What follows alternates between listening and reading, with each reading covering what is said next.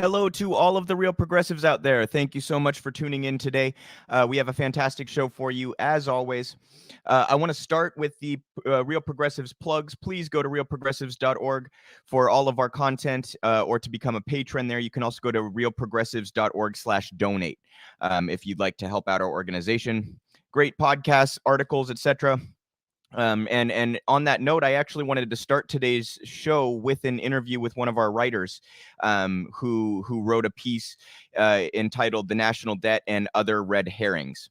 So this is Jonathan Kadmon discussing his latest piece. It was fantastic work. Again, just really want to encourage everybody to go to the website to find Jonathan's articles and articles from our other writers as well. So this is Jonathan Kadmon, who was kind enough to join this week and discuss his latest piece on Real Progressives. Happy to be here today with Real Progressives volunteer and writer Jonathan Kadmon, who's here to discuss his latest piece for RP. Jonathan, thanks for being here today. Thanks for having me. So I wanted to show everybody just the start of the piece here. This is at realprogressives.org. Please go to our website to find all of our great content, including pieces from folks like Jonathan. It's titled "The National Debt and Other Red Herrings." Do you want to just go ahead and dive in and start explaining that concept, Jonathan? Yeah, it was. I started with wanting to write an article, that explained the things, especially that play into inflation that I kind of wish had been explained to me when I started learning this stuff. And, there's a lot of, that we've been seeing on social media, a lot of what I call Groucho Marx economics, where people like Larry Summers are telling us things that we can see very clearly are not true. But it kind of helps to understand exactly why it's not true and what does and doesn't play into inflation. And I kind of start with, the things that I found confusing when I started out, which was the money supply and stocks and flows. And, the fact that the quantity isn't really what's important. It's where it's going, where it is, and what it's doing. And, there's a lot that goes into it. And I tried to stay away from stuff that went into sticky details or would have required a lot of deep dives. I let some of the links do the heavy lifting for me, but I tried to make this, kind of as simple to understand, because it really is not that complicated, but it requires learning a lot of assumptions we made when we started out. So I kind of start by explaining that basically the national debt is the collection of all of the deficit spending we've done. And it essentially amounts to all of the money, all of the dollars that are in existence that haven't been taxed back yet. And if that sounds kind of glib and meaningless, that's because it is. It doesn't tell you anything you need to know. And I start talking about stocks and flows. And that's basically where the money is, what it's doing. And in essence, the most important thing to keep in mind is the things that we think of as money. The stuff that you trade back and forth and buy things with is really only a tiny, tiny percentage of the money supply. And that's really the only thing that is even available to chase after goods and services that could possibly bid up prices. And can you just briefly start for the non-economists out there, can you explain what else compiles the money supply outside of what we kind of think of? Stocks and bonds are a big chunk of it. Most of it is, either savings accounts, stocks and bonds. The vast majority of it is sitting in retirement accounts of various sorts. So something like 20% of that total money supply that's included in that, 28 trillion, that's on the deficit clock. Like more than 20% of it is in what's called intragovernmental holdings. So that means the Social Security Trust Fund, the Medicare Trust Fund, the VA Retirement Trust Fund. These are just sitting in accounts. They're not dollars that are circulating in the economy chasing after goods and services. And so, the way people are taught to think of this stuff is that it's one big pile of money in this very oversimplified thing. It requires that you assume there's one big pile of money. It's all going into one big market. and everybody's taken from the same big pile of money. And to them, it makes sense, that if you increase the quantity of it, it's worth less. But that's not how it works at all. So can you then, from that kind of context, can you start to break down some of our perhaps misunderstandings of inflation and what actually may cause prices to increase? What actually may cause prices to increase, you've actually, been discussing here. Like, I remember a couple of weeks ago, you did a segment talking about, the CEOs of various corporations more or less bragging to their shareholders at the quarterly meeting that they've been jacking up prices well above and beyond, the increases in their costs. And they've managed to do it without, putting a significant dent in demand. And, they are essentially price gouging on things that people need, and so that they have to spend more money on, even if they don't really have it. And that's a big chunk of it. I linked to, an article by Matt Stoller, who, did some simple math and, got a ballpark guess that roughly 60% of the price increases are coming from, monopolists and people at various choke points in the supply chains, that have the leverage to jack up prices well above and beyond their increased costs. The other part of it on the supply and capital end of things is the supply chains, which again also have to do with monopolies. I linked to a David Dian article in there where he's talking about how with that increased consolidation, a lot of them have also been kind of merging these increasingly like fragile and standardized supply chains. They've all been putting their eggs in one basket, so to speak. And so with the slightest disruption, in essence, everybody is suffering delays. And, it doesn't have that kind of loose coupling or flexibility to recover or adjust to changes in the situation. And they're doing all of this in the interest of pinching pennies that they can then pass on to their shareholders, which will then in turn translate into bonuses for executives and, things of that nature. And, people at the bottom are really who are paying for all of that. Yeah, as the Fed chair even admitted this, Jerome Powell, in questioning from Senator Warren, he openly just admitted they're raising prices because they can. That was the way he put it. So I think that's a spot on analysis.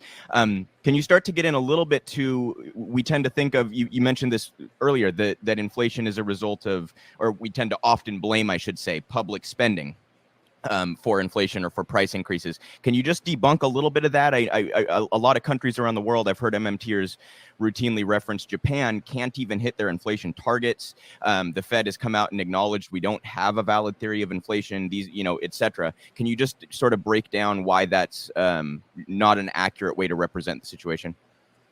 Yeah, I mean, I mentioned Japan in the first paragraph. It has the largest national debt to GDP ratio in the world, and they have been deficit spending for the last 20 years, desperately attempting what the Fed calls inflationary policy, trying to keep their prices above par. And one of the things that we're also not taught very well is another name for a deflationary spiral is depression.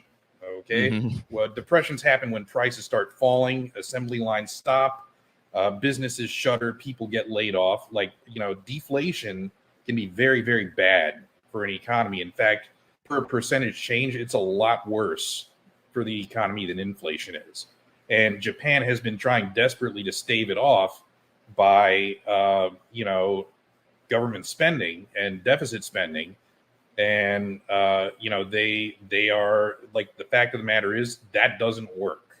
It doesn't, it like what the Fed calls inflationary policy doesn't actually cause inflation. And, a lot of that has to do with the fact that there's a lot of steps between, the government spending that money and that money getting into what we might call the real economy of goods and services, especially to the people with the highest propensity to spend it on goods and services. There's a lot of myths regarding that, particularly are put out there by people like Larry Summers, who freaks out at the notion that anybody in the poor or working classes might get a little more money in their pocket. He talks about the economy running hot, but it doesn't really do that. And I kind of explain why in the article. There are other ways of, removing money from the pool of aggregate demand that people don't think of because the government isn't doing it. But recurring monthly payments, like bills, like college debt loans, like mortgage loans, utility bills, rents, all of that siphons money out of the real economy of goods and services.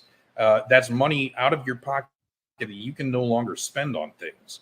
And what most people said, which I also mentioned in the article, that they did with their stimulus check is pay bills and buy basic groceries, and whatever was left over, they used to pay down debts. All of that goes out of the real economy of goods and services and does not bid up demand. And, demand has been, it's recovered a little bit since things started opening back up. But that was the biggest factor. And demand is actually at or below where it was before the pandemic started. And what people like Larry Summers are using to make the case that the economy is running hot is consumer spending. And spending is not demand. Spending is up because prices are. And the price increase happened before the increase in consumer spending. The spending is largely on things people need, or would have bought before. And, people are just trying to get by at a certain baseline, which they are now struggling to do because the prices have been increased. So I think it's important that people understand how that works. Yeah, I absolutely. Can you just briefly touch on where what I would describe as like sort of a perverse incentive comes from in terms of how this is reported and how the mainstream press likes to present these issues over the past, especially year or so since that stimulus bill? I mean, I think a lot of it isn't necessarily even perverse incentives in the way they're presenting it. I think a lot of it has to do with the widespread miseducation that's been going on for many years. Like, a lot of these people in the press don't know any better. And, a long time ago, these used to be kind of kitchen table issues. But, issues of economics and finance have been talked about for so long as though they were highly, erudite issues that only people with PhDs should be talking about, and the rest of us don't need to worry our pretty little heads about, has caused, a profound degree of ignorance about, basic things that, really we should know if we don't want to be taken advantage of. And, where do you go to learn these things? We're, real progressives, we're kind of trying to be that place where you can go to get that basic information and education so that, you kind of, a little better.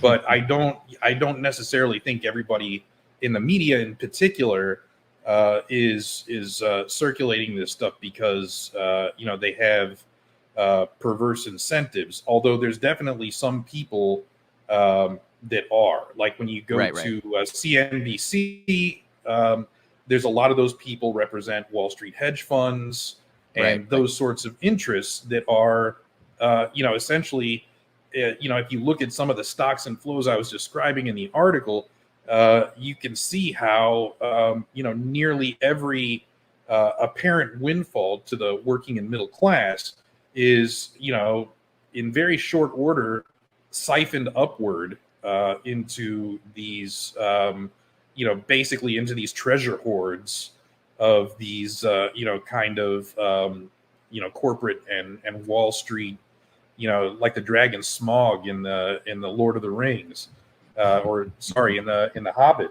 They're just hoarding all this treasure and, basically sucking up all that they can find. And,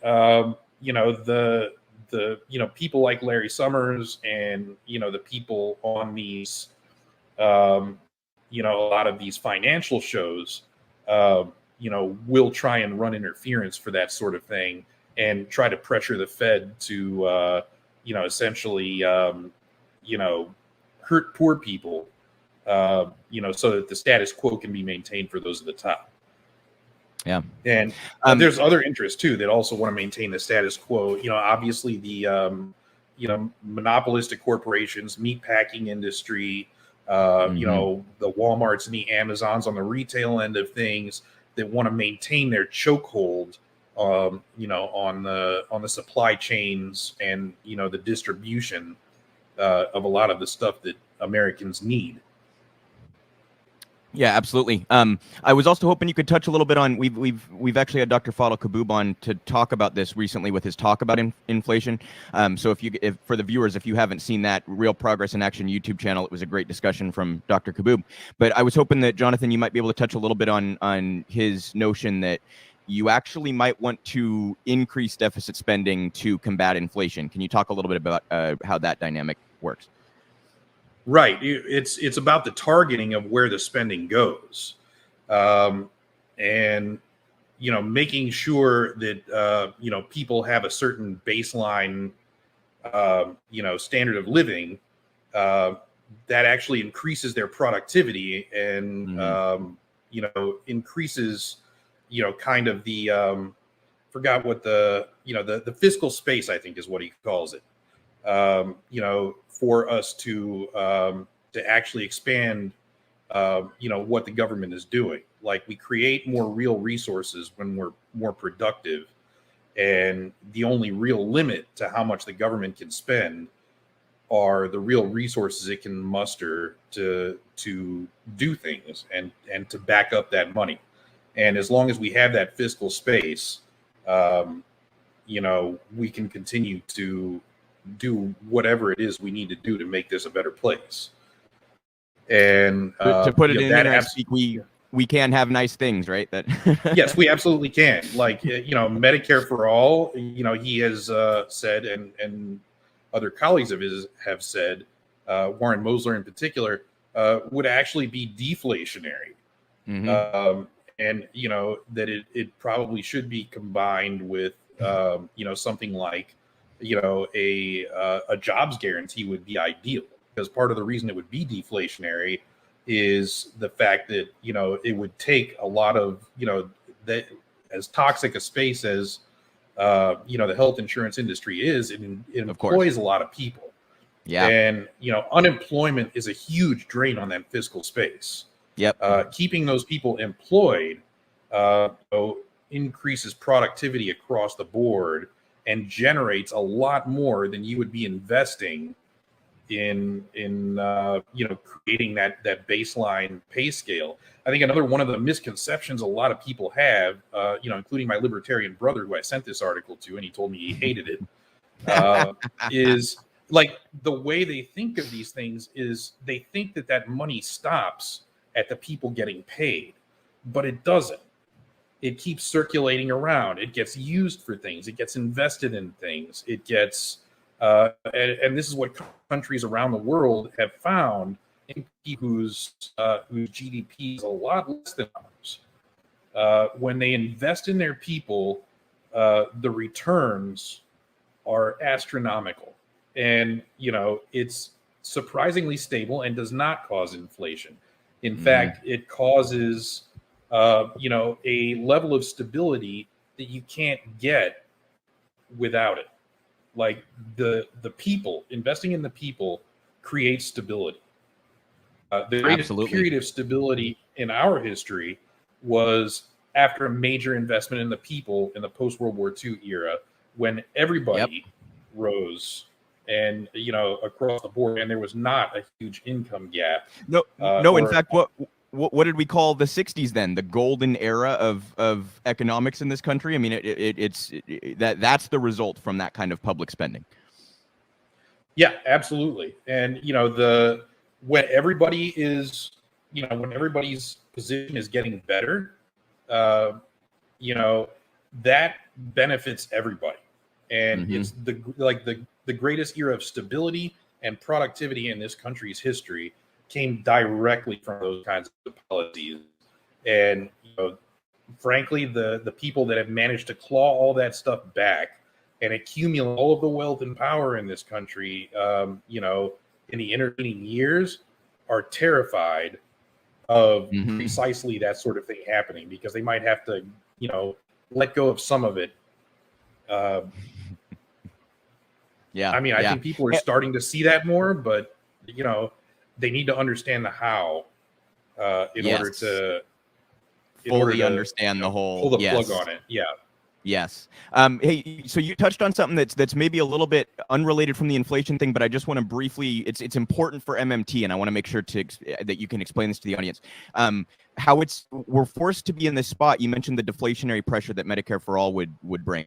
We're in this sort of nuanced spot where we're arguing for a policy, and yet we're kind of saying that it shouldn't be paired with a tax increase. Can you just talk about why it's important to understand MMT so that we can properly discuss these issues and how they should be implemented?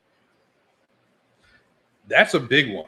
Like, you know, MMT is, you know, it's a descriptive. You know, it's just it's understanding how the system works.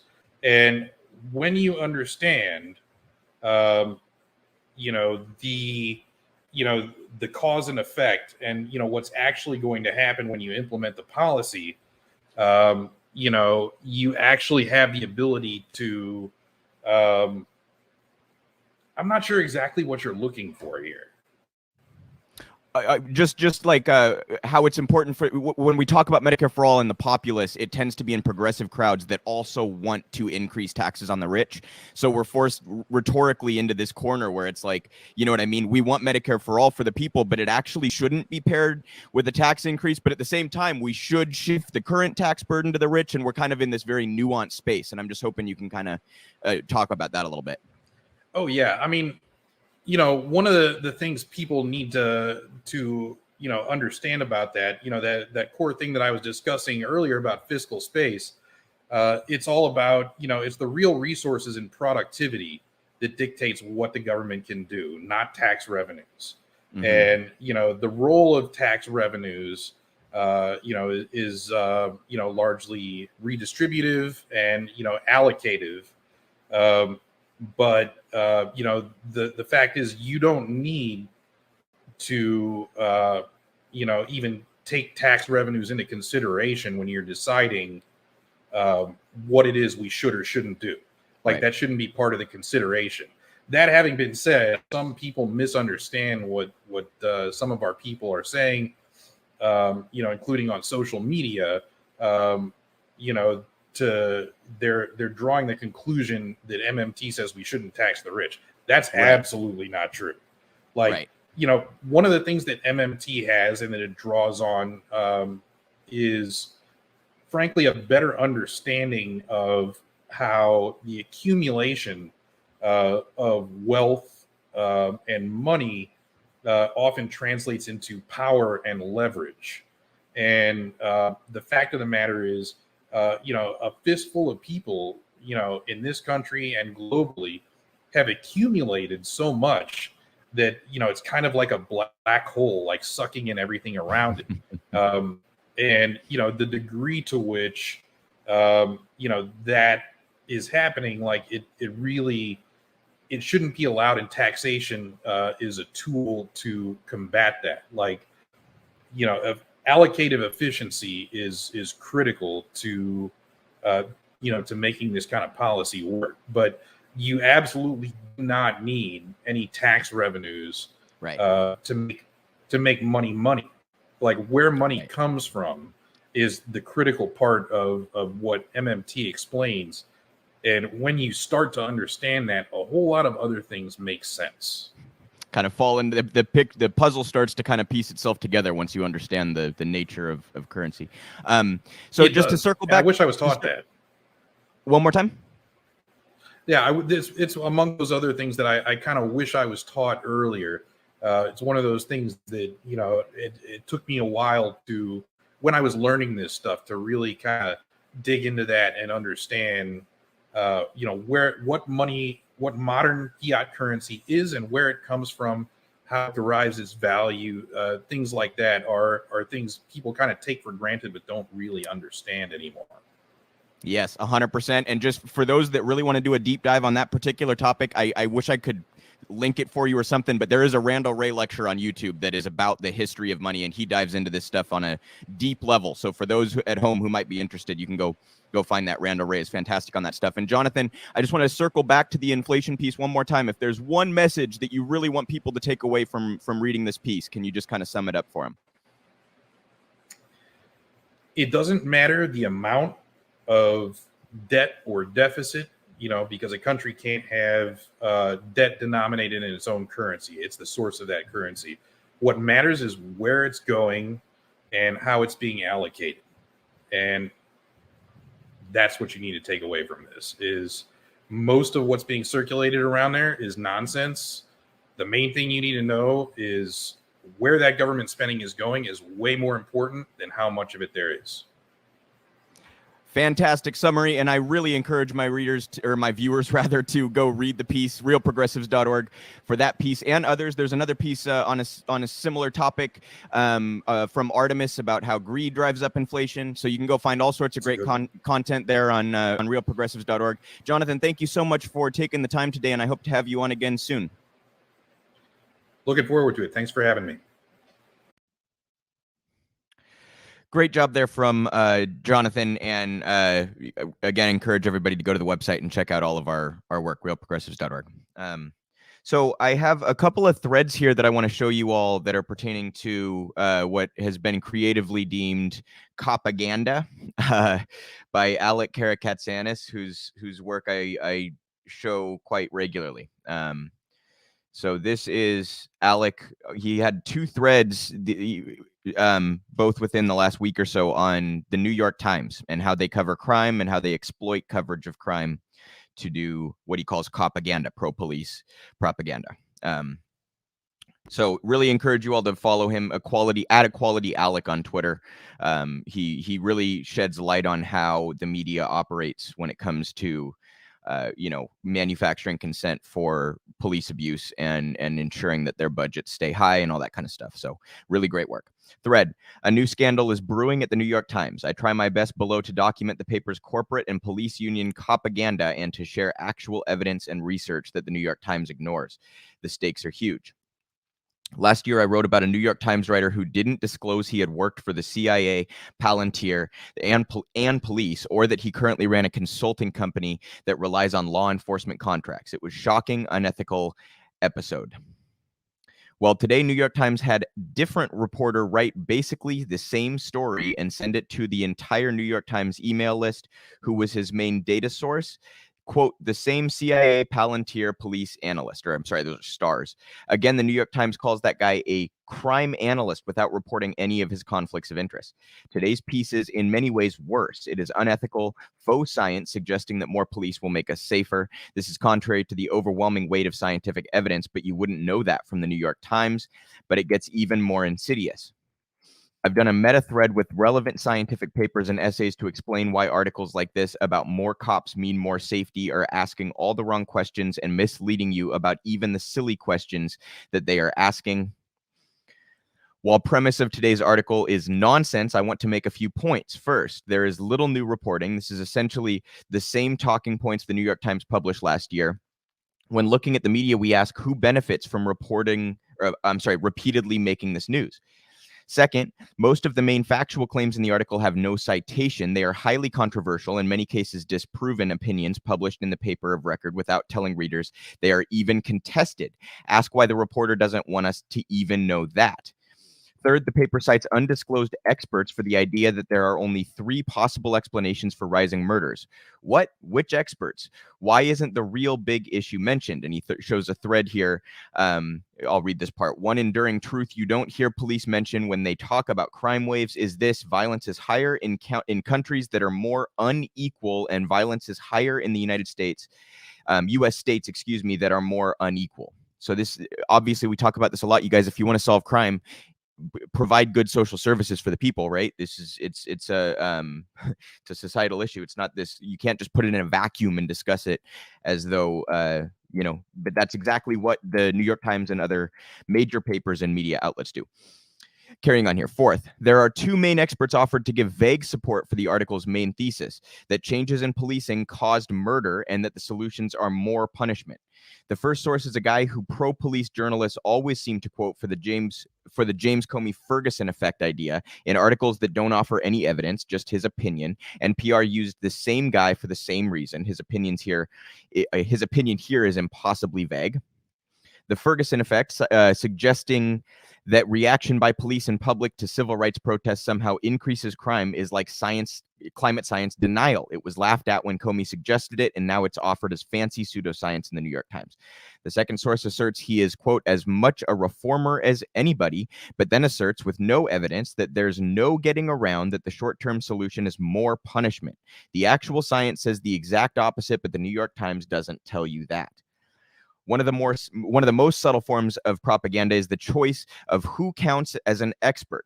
Why did the New York Times quote these experts, but not the array of scientists who have the opposite view, that more police makes us less safe compared to reducing inequality and other investments? Another form of propaganda is the intentional decision to portray some kind of expert consensus by ignoring all the experts who disagree. One of the most subtle ways to mislead readers is to say experts say, but then only report one side of a hotly contested expert debate. Fifth, though all credible criminologists know it's irresponsible to speculate on causes of short-term fluctuations in crime, the New York Times attempts to explain estimated murder trends and even suggests the pandemic likely isn't responsible, but changes in policing are. Wild speculation. So notice, you guys, like, the reflex is to assume whatever's in the favor of police. So no, it's not the pandemic. We know that, right? And Alec rightly points out it's pretty wild to speculate about short-term fluctuations anyway, because you have such a small sample size. But notice the reflex. It's always in the direction of police need more funding, police need more funding. Only other support offered for pro-police union ideas that we need more police to make us safer is a link to the same reporter's prior opinion piece in Vox. I demolished those ideas and even spoke to him. He had no answer to any of my arguments. It is difficult to capture how bleak it is for the leading news source in the country at a time of rising fascism to be pushing faux science, suggesting the U.S. needs even more spending on militarized police surveillance and punishment. It will have historic consequences. Setting aside the evidence in my thread above that police cause more crime than they prevent and instead use their budgets to brutally enforce inequality, every other comparable country in the world manages to have lower violence and less punishment. All that is missing in the New York Times. To be clear, you guys, a lot of countries very imperfect on law enforcement, but this point is a profound one. The gap between how bad we are about law enforcement and how bad other countries are is a very large gap for the most part. Okay, so you can go find egregious examples of law enforcement abuse in a lot of countries around the world. With us, it's just so much more constant. It's happening all the time. So that point is really profound to me.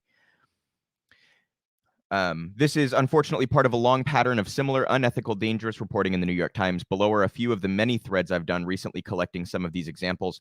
At a time of rising authoritarian movements, we cannot let this keep happening. And he, as you can see here, he posts a bunch more threads, some of which I'm sure I've brought to the show, and others I encourage you all to go read. And I have a second one here. This is also Alec on the New York Times. This one from yesterday. That other one was from a few days ago. Thread. I noticed something fascinating. Around the same time in recent days, each major corporate news source began talking about a new crime hysteria, a supposed crisis of theft from the railroad industry. But if you look deeper, something very scary is happening. For context, recall I outlined an incredible coordination between corporate police PR departments and corporate media reporters around retail theft. Here's a thread I wrote about how the same words, sources, and phrases began appearing everywhere at once. He cites his thread there. For the railroad story, I'll start with the New York Times story because it is arguably the most reputable news source and because it is one of the most dangerous and irresponsible articles. Here's the story. As I've shown time and again with the New York Times, if you just go through their stories and list the sources relied on, it becomes obvious who is, I'm sorry, I didn't mean to click on that. It becomes obvious who is influencing the news and how it is framed. This is a list of the story sources in chronological order, and it's astonishing. Quote, authorities, an LAPD captain, the police, LAPD captain twice more, Railroad Corporation twice, Railroad Corporation spokesperson, Association of American Railroads, LAPD captain, assistant professor of marketing, Railroad Corporation, Railroad spokesperson, DA, LAPD captain 5 more times to close the article out. So they're talking to police and corporations, and they're acting as though that is somehow an objective set of sources to use for an article. Imagine being a reporter at the most influential, prestigious news organization in the United States and writing a major story at a time of rising fascism and just repeating police and corporate talking points about needing more punishment without seeking a single other perspective. Incredible.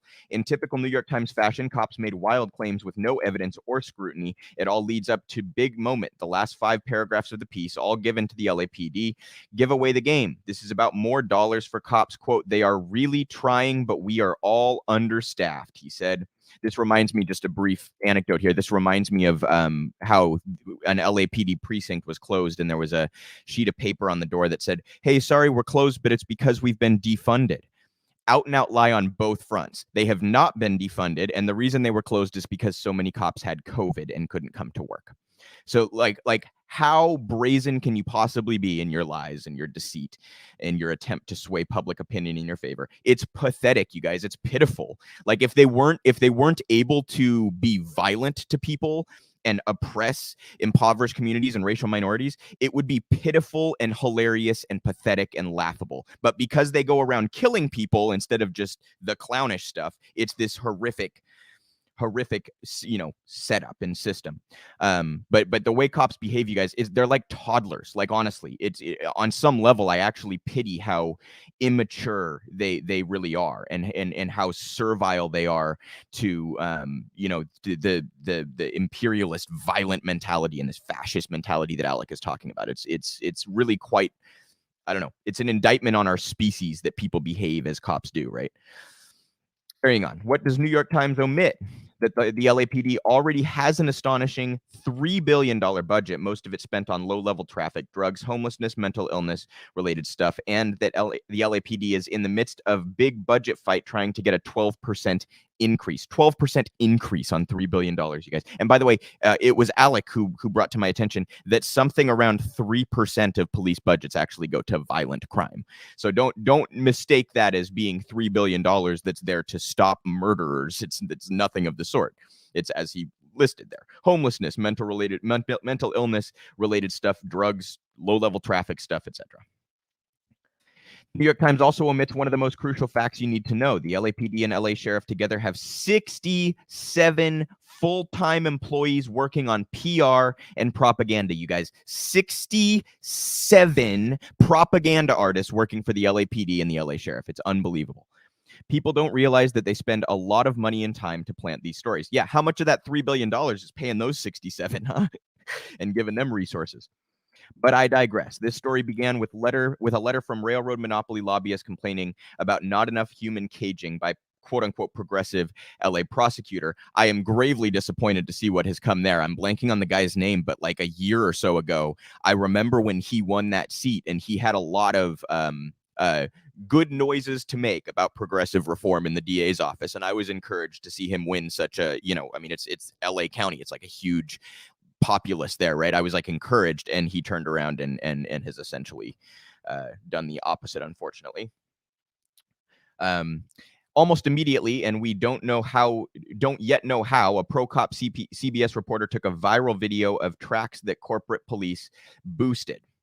A lot of actually thinking people, and he cites a few there, immediately noticed some suspicious things about the organized train robbery story, including some potential vendettas and corporate insurance games. A vague, dubious story was quickly picked up by CBS, Fox, NBC, ABC, and many more through a vast web of police corporate PR efforts. If you look at all these stories, you'll see a lot of the same turns of phrases, sources, and claims. As always, it's quickly seized on by pro-fascist groups and corporate Democrats to argue for more money for police, more profitable surveillance, prosecution, and human caging. The corporate media portray the railroad monopoly Union Pacific as some kind of helpless victim overrun by organized groups of homeless thieves. Union Pacific has more revenue, $19.5 billion, than the entire city of Los Angeles. The corporate police PR campaign worked almost immediately, though. The governor of California was soon seen literally picking up trash by the railroad tracks and announcing more investment in a statewide coordination as law enforcement and prosecutors. Alarmingly, with no evidence, Newsom compared the train thefts to the retail thefts and said the train thefts are equally organized and need to be prosecuted as such.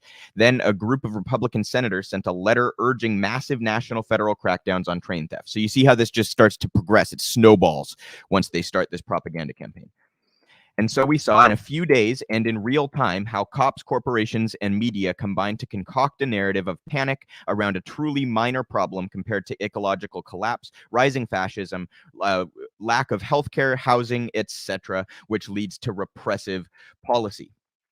Finally, this brings me to one of the most important threads I've ever written. It's about how corporate media, police, and the wealthy elites work hard to shape what problems we think are urgent and what aren't. Read it and think about it. I encourage you all to go read anything that Alec puts out there, because it has been incredibly enlightening for me when it comes to explaining how explicit and how out in the open the propaganda is in favor of police departments.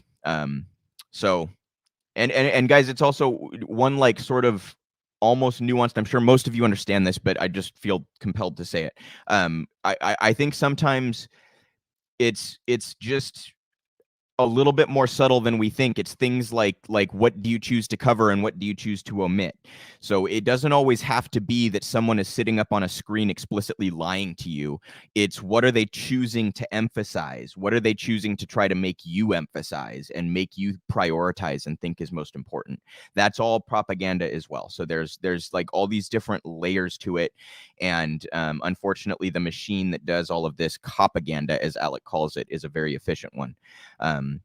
And papers like the New York Times, which is still for some ungodly reason considered the paper of record, despite their, how many stories did they have to redact over Trump and Russiagate and all that? I mean, they've discredited themselves repeatedly, and yet still considered the paper of record, probably because we don't have anything better outside of independent media, which can't get the sort of institutional backing that the New York Times gets, right?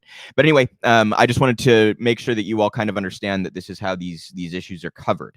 And stories, Alec has talked a lot about how stories, they'll fearmonger about violent crime without acknowledging that such a small portion of their budget actually goes to violent crime, without acknowledging that they are not very good at solving violent crime, without acknowledging that most of their energy and time and efforts are put to policing traffic and mental health issues and things of this sort. So there's no excuse for not defunding police. There's just not. There's no reason not to. Even if you perhaps are more, apologetic to police as an institution than I am, to suggest that an institution spending 3% of its budget on violent crime and the rest on harassing people needs to maintain its budgets or even grow its budgets in order to avoid a spike in violent crime. It's just a nonsensical notion on the surface, as I hope you all realize. And that's the kind of stuff that Alec has helped to, sort of bring to the surface. And I, encourage you all to follow him. So I want to dive in on how the media has essentially ignored climate change. I mean, this is nothing new either. This is nothing surprising either. But I don't know how many of you have seen it. I haven't actually had the chance to watch the movie yet, but Don't Look Up. David Sirota was one of the people who created this movie, and it's essentially designed to be a parallel of climate change and how the human race is responding to, refusing to respond to an existential crisis. David Sirota went on MSNBC, believe it or not, to discuss the aspect of the film that was critical of the media and public institutions and narratives and things of this sort. And I wanted to show you guys this clip. So this is David Sirota on MSNBC talking about his film Don't Look Up. For you, another clip from the movie. Watch this. I'm sorry, are we not being clear? We're trying to tell you that the entire planet is about to be destroyed. Okay. Well, it's, just something we do around here. We just keep the bad news light. Right, it helps the medicine go down. Listen, it's obviously that there's an indictment and fair criticism. What I thought was so genius was the indictment of even the media and the way that we cover climate change. So there's definitely a little dig at the news coverage here on this issue. And I wanted to ask you, how does the movie not become a parody of itself here for a moment? Because there's been a bit of a backlash saying basically that the film doesn't come up with answers in this particular scenario or even any suggestions. What do you say to that? Well, what I say is that first and foremost, the movie is a movie, so it's one set of stories. Secondly, it's designed to try to raise awareness of the problem that we have in communicating with ourselves as a society about scientific facts. And I think the movie does accurately raise questions about whether the media right now, as it's constructed, is willing to take a crisis like climate seriously and bake it into the day-to-day coverage. Climate, we cover the economy, the media covers the economy every day as part of its coverage. It covers all sorts of things, the political wranglings on Capitol Hill is day-to-day coverage. It does not cover the climate crisis as part of its coverage on a day-to-day basis. And that's for a lot of reasons. I think, one, it's a terrifying topic, but that doesn't mean it shouldn't be covered. Two, there's a lot of media outlets that get a ton of money from the fossil fuel industry that puts advertisements into the media. And people know in the media, in a lot of corporate media, know where that money comes from when they're working for those outlets. So I think the bottom line here is that climate change needs to be part of the day-to-day. When the president has a press conference, that should be part of the question. It shouldn't just be the economy or what's going on in Congress. It should be, what are you doing to stave off this crisis that threatens the livable ecosystem of our planet? So I thought that was a really great job by David. He manages to kind of make points in an environment where people might disagree with him, but he does it in a way that I actually think comes off quite well. And I think that's fair criticism right there. No doubt. They do not cover it day to day, you guys. They cover the conflict lines that they can exploit for viewership and the conflict lines that their advertisers and those that they're financially intermingled with do not mind them covering. So climate is not one of those. Climate, if you really want to get down to it, I think I've said this before. I saw climate scientists say that they objected to the term anthropomorphic climate change because it's not really human caused. It's not humanity's fault. It's capitalism's fault. It's more of an economic issue than it is an issue of our species. And I think that that's a fair criticism too. So all of that sort of adds up to this environment where the corporate press, why would they want to cover something that attacks the very model, the economic model that allows them to thrive and to continue exploiting all the rest of us, right? If that is being pointed out, they're not going to be a part of the party that's pointing it out. So they're not going to cover it. They're just not. Only when convenient. And there are a few exceptions to that rule. So good for David bringing that to the forefront, both through pop culture in a movie and also directly on MSNBC. And on a similar note, this is from Double Down News. This is a clip I saw about how we are not taking this seriously enough, and I wanted to show you this as well.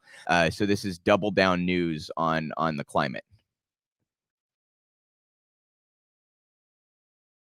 That 1% of people really understand what we're facing here.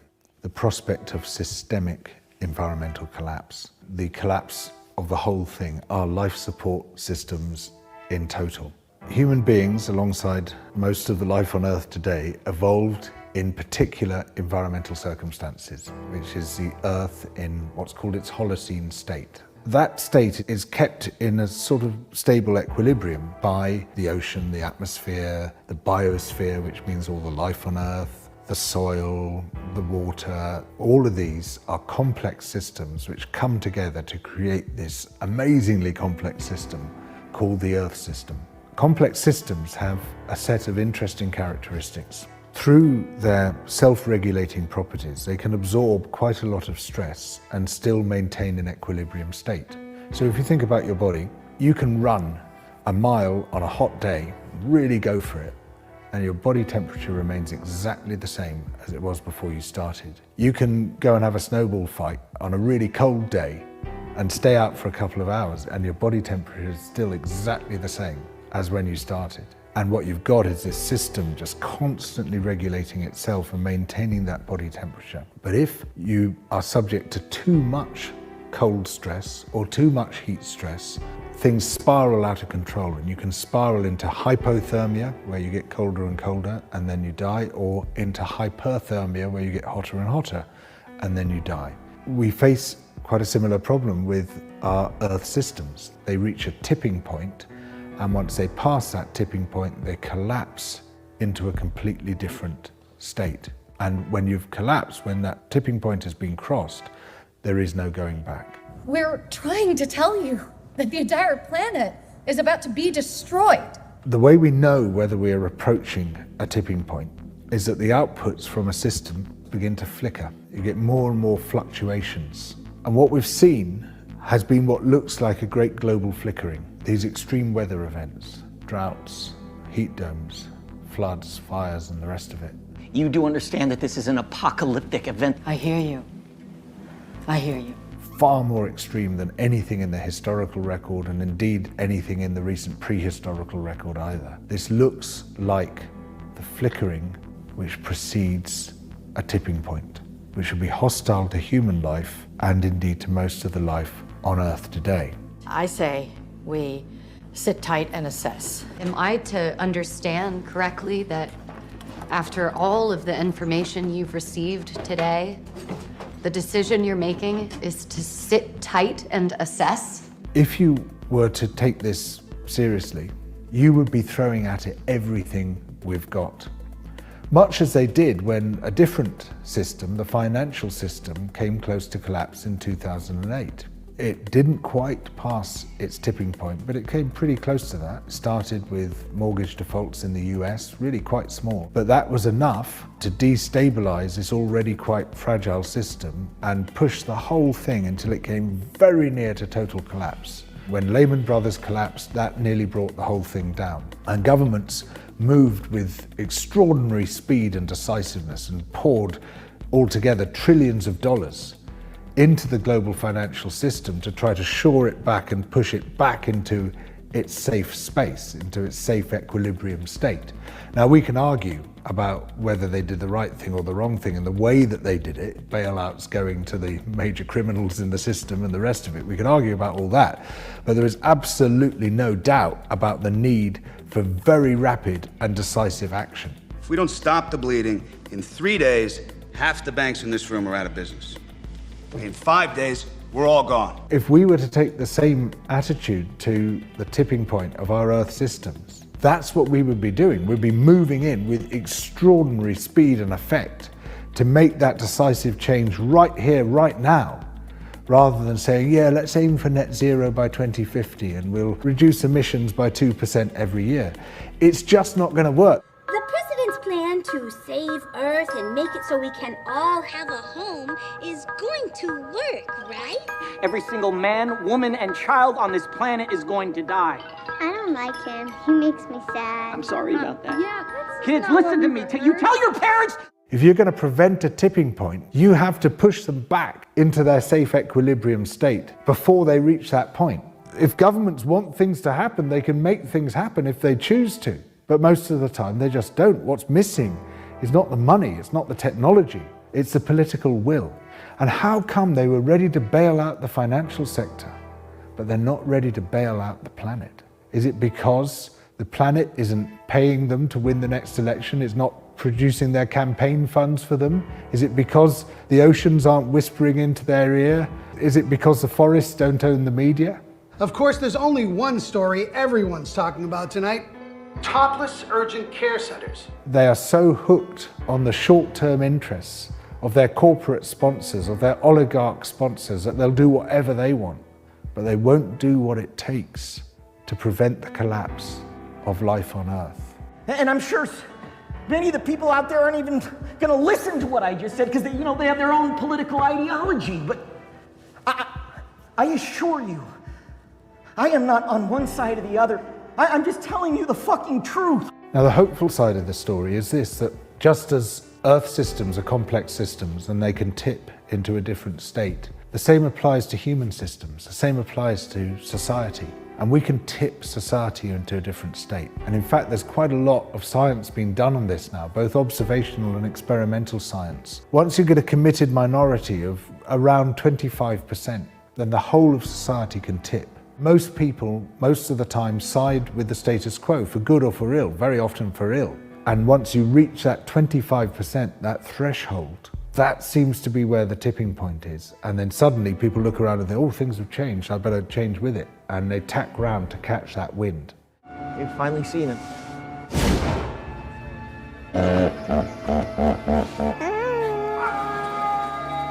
It's real and it's coming. We have proof. Just look up. Just look up. And that's what we need to do. That's what we can do. We just need to reach that 25% committed minority, and society will change. And so we need to get together in our millions to demand the changes required to prevent systemic environmental collapse, to demand that we retain a habitable planet.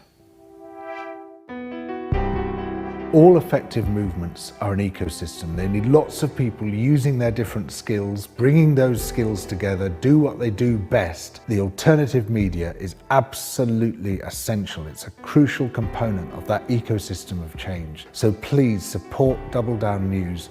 Become a sponsor on Patreon. So I had never heard of that guy before, but I wanted to give him credit. George Monbiot.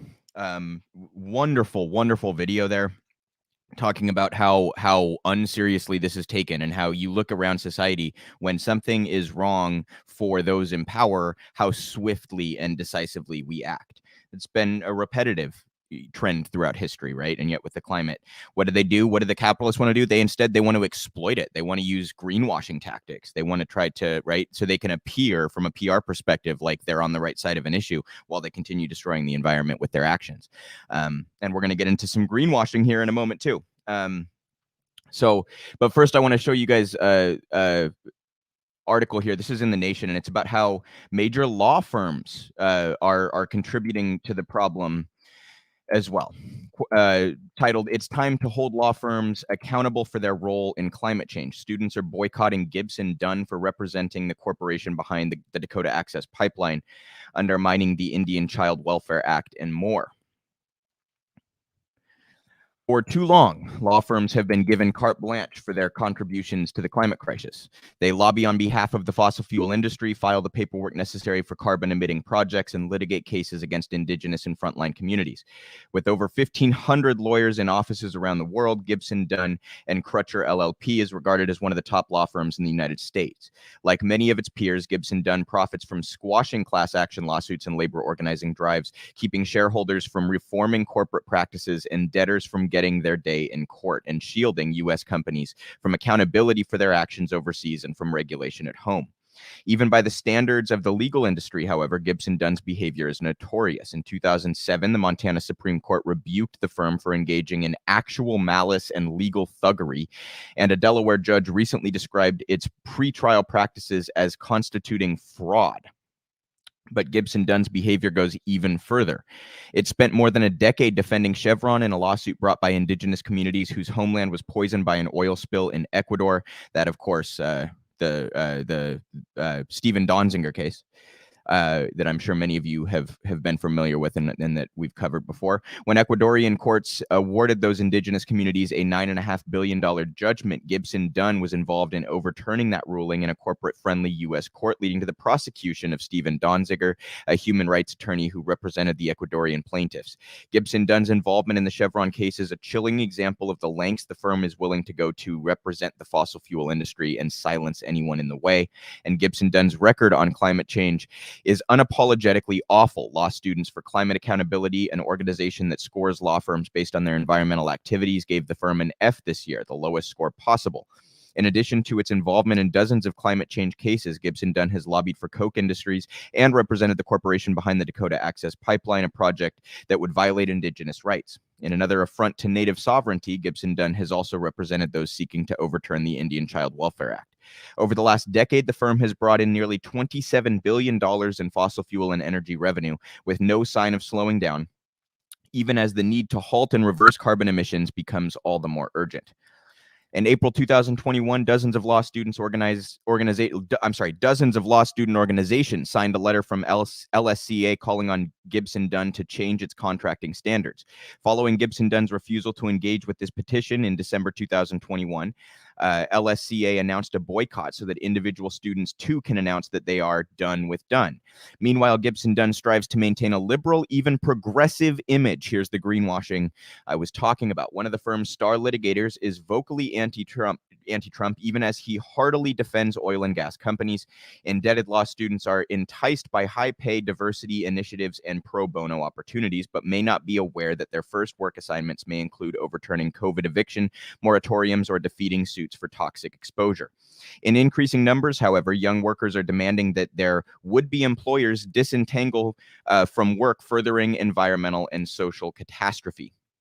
When it comes to the climate crisis, business as usual won't cut it, and nowhere is that more true than in the legal profession. Gibson Dunn is but one of many law firms with a terrible track record on climate, yet this boycott from LSCA is a crucial step in forcing big law to take responsibility for how it normalizes, entrenches, and exacerbates big carbon work that imperils our planet and its people. By doing so, we join a movement already changing norms at ad agencies, financial institutions, and tech companies, all of which are the sites for organizing to end profiteering from carbon extraction, reshaping the economic and social incentives for individual workers, their companies, and indeed entire industries is no small order, but this is exactly what is asked of our generation. Law firms are not leading the way on a just transition toward renewable energy. The only way they will is if we hold their feet to the very flames they are fanning. Fantastic way to end that piece. I thought that was quite creative. So Gibson Dunn is notorious, but as they note here, they're just one of many firms that conducts themselves in this way. And, you know, big law is certainly a big part of the problem when we talk about any of these systemic issues, because they get to sort of, as a byproduct, they get to profit off of whatever nefarious industry, whatever, you know, the industry might be doing. So whether it's climate, whether it's big finance, whatever it might be, military contractors, these groups all have lawyers, right? And often need high-powered lawyers that come from firms with resources and things like that. So power ends up just sort of compounding itself, and it becomes like a vicious cycle, right? So these big law firms contributing to the problem, becoming part of the problem. Sort of like how banks, right, are financially involved with these industries, and they then become part of the problem, and it becomes like a cyclical, you know, you just end up consolidating power over and over again through these relationships. So I wanted to make sure to cover that. I thought that was a great piece in The Nation about how law firms are also part of this problem. And on the greenwashing topic, this is once again David Sirota. He went on Breaking Points to talk about how BlackRock is very guilty of this, investing heavily in fossil fuels while they portray themselves as some sort of progressive, forward-thinking company on climate change. One second. I'm sorry, guys. I hit the wrong button. I'm not a great producer. Here we go. This is David Sirota on Breaking Points talking about how BlackRock is engaged in greenwashing. Another piece, David, that we wanted to get you to break down for us about BlackRock's greenwashing. And, you know, this has been sort of corporate America's hobby horse lately, is portraying themselves as, oh, we're not really just all about the bottom line anymore. We got the business roundtable. We've got these statements of principle. This is why they all gather at Davos for the World Economic Forum to pretend that they're these, like, you know, magnificent saviors of the world. When in reality, what is actually going on, David explained to us, when BlackRock is claiming to be this like, you know, focused on the climate crisis and green company, what are they really doing?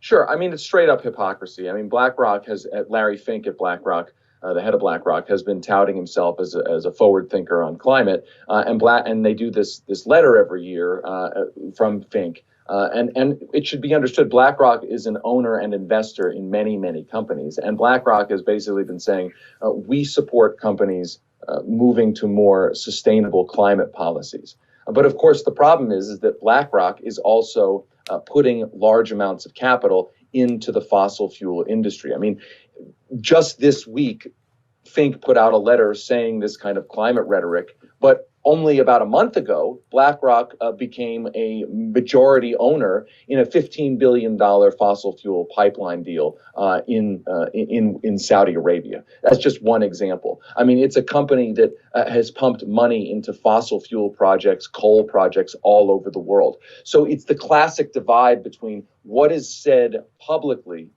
and what is actually being done with the money. Now, BlackRock has argued, listen, we still invest in bridge fossil fuel infrastructure, fossil fuel infrastructure that we argue is necessary to get to better climate policies. But the bottom line is that BlackRock has become a serious and significant obstacle to things like the divestment movement, to things like actual efforts to reduce the amount of capital going into fossil fuels. And I think that's their strategy. They want to have the nice brand. That's why we use the term greenwash. They want to have the nice brand, but they don't necessarily want to actually fundamentally change their business models. And the problem is with the science is if a company like BlackRock, a $10 trillion company, does not change its business practices, then the science and physics is telling us our planet's livable ecosystem is screwed. It's a great piece. There's one other piece of this that I think is important, because oftentimes moving towards, green energy or sustainability or dealing with the climate crisis is pitted against jobs and support for workers. So someone on the other side might say, listen, not great, but at least BlackRock is investing in these jobs. Workers, can earn a living. Well, we know, because we've covered here extensively, they're one of the major backers of Warrior Met Coal, which those miners have been out on strike for months and months now. All they want is to be able to get back to the wages and the benefits that they had in 2016.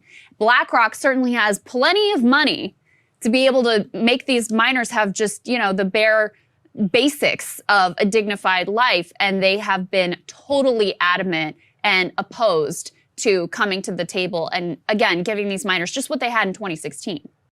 Well, yeah, and the idea that there aren't jobs to be created in a green economy is just preposterous. I mean, there have been studies out that show that actually, in the age of automation and the like, that various parts of the fossil fuel industry have a low job creation rate per amount of money going into the fossil fuel industry. That, in other words, that the fossil fuel industry is not some incredible engine of job growth, and certainly not as necessarily as big an engine of job growth as retrofitting the economy to a more green economy can be. So I agree with you. That jobs argument has been an argument that's been made against green policies forever. It just doesn't actually hold up. And again, I go back to the science here.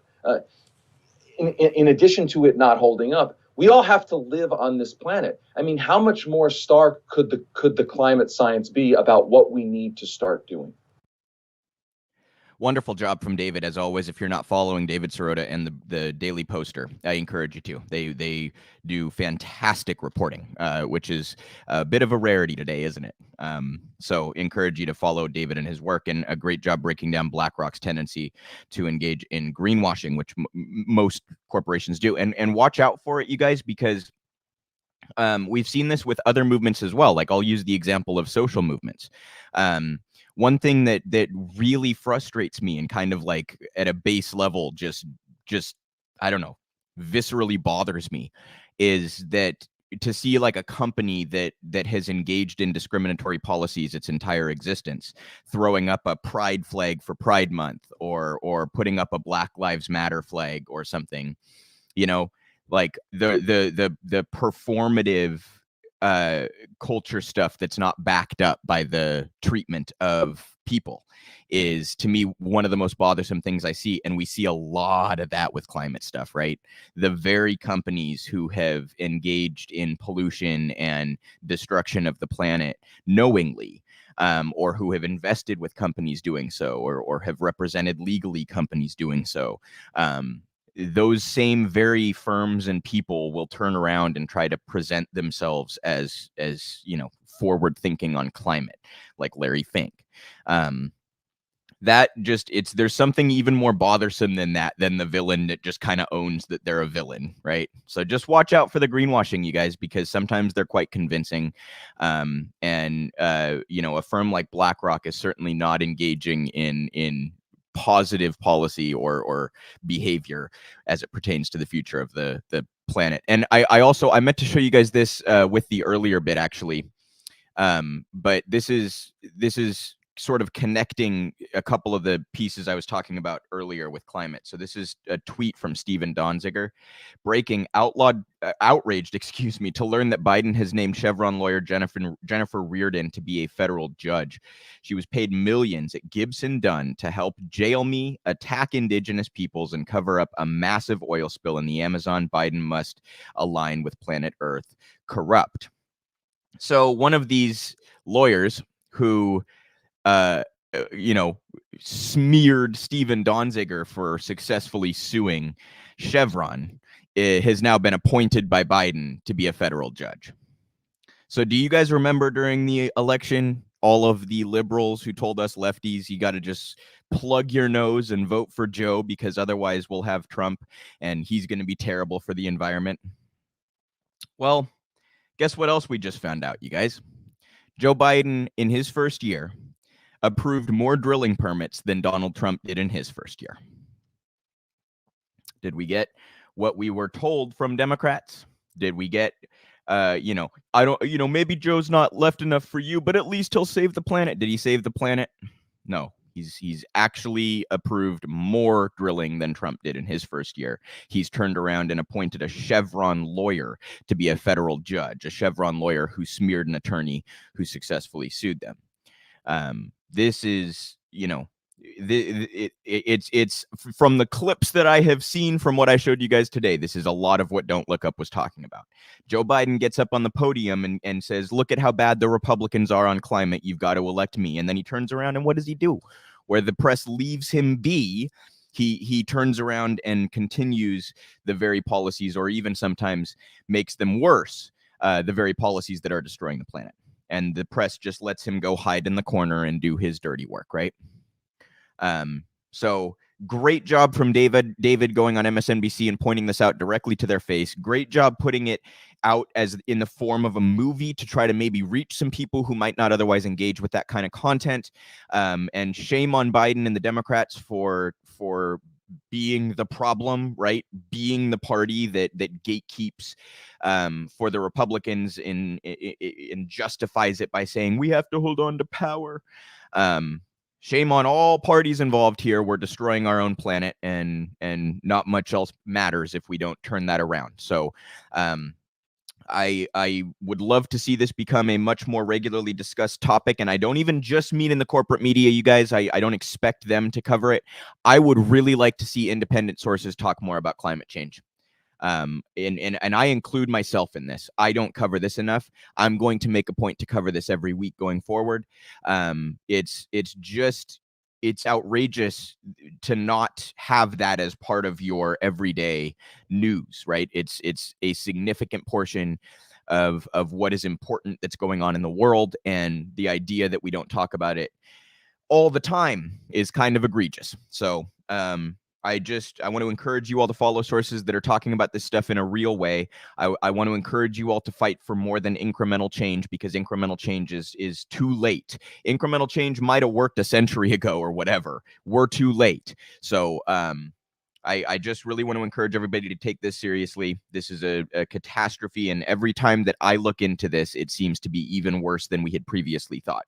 The worst case scenarios are being proven either correct or even to have been under exaggerations, and it just seems like constantly we're crossing all these lines and making the situation worse, and it needs to stop now. The best we can do is mitigate it, but that needs to happen now. So I encourage you all to fight for urgent, swift, decisive action, like they take on as the what's his name, George Monbiot pointed out they took during the financial crisis, right? No problem taking swift action and decisive action to save the fucking banks, but when it comes to the planet, sorry, no time for that. So I want to show you guys here, this is kind of a lighter topic, but it's also very serious in many ways. Some of you may be familiar with Gary Chambers, who is running for Congress in Louisiana. He's a progressive, and he put out an ad about marijuana. This is his first ad that he has done, and it's caught some attention for obvious reasons. I'll let you all watch this, and then we will come back and discuss. 7 seconds. Someone is arrested for possession of marijuana. Since 2010, state and local police have arrested an estimated 7.3 million Americans for violating marijuana laws, over half of all drug arrests. Black people are 4 times more likely to be arrested for marijuana laws than white people. States waste $3.7 billion enforcing marijuana laws every year. Most of the people police are arresting aren't dealers, but rather people with small amounts of pot, just like me. I'm Gary Chambers, and I'm running for the U.S. Senate, and I approve this message. That is so fucking fantastic, you guys. It's obviously catching attention because he's literally holding a blunt in a political ad. That's what's getting all the hoopla. But what he's saying also is very important. And this is an issue that I think quite nicely represents some of the implicit and systemic racism that we see in our society. And what I mean is we have, in many states, my own state of Washington included, we have moved on marijuana policy towards being lenient on people who possess marijuana. And yet, we have not expunged the records of those who have been previously convicted for selling marijuana. We have not let people out of jail, largely, I should say. We have not let people out of jail for marijuana charges, right? There are particular areas around the country where some DAs have let some people out. But on the by and large, there are still a lot of people serving long terms, even life terms, for selling marijuana. While, you know, I'm sure you guys have seen this. I'll put it a much more sort of clean and plain way. This is, I'm sure you guys have seen this post going around. When the pot shop looks like an Apple store, there are a lot of people that need to be let out of jail. So again, I want you guys to notice here who gets to benefit from the decision, the policy decision, right? So the part of the reason, a large part of the reason that marijuana was made illegal and stayed illegal for as long as it has is because it threatens a number of industries. It's not just marijuana, it's also hemp. Threatens, I mean, it makes great paper, it's great for clothing and other materials and crafts and things like that. All sorts of uses, right? And marijuana also has the obvious medical uses, okay? Also, probably one could easily conceive that it might cut into the sales that big beer and alcohol and liquor companies make, right? That if you, anyway, it's a threat to other industries is one of the major reasons why it has remained illegal for as long as it has. So big industry gets to benefit from that. So it's the powerful, it's the elites, it's the oligarchs, it's the wealthy who get to benefit from the initial policy of it being illegal. Then, you know, we have enough social movement that they can no longer withstand it, and in certain progressive states you get a change of the law, okay? And now who gets to benefit, you guys?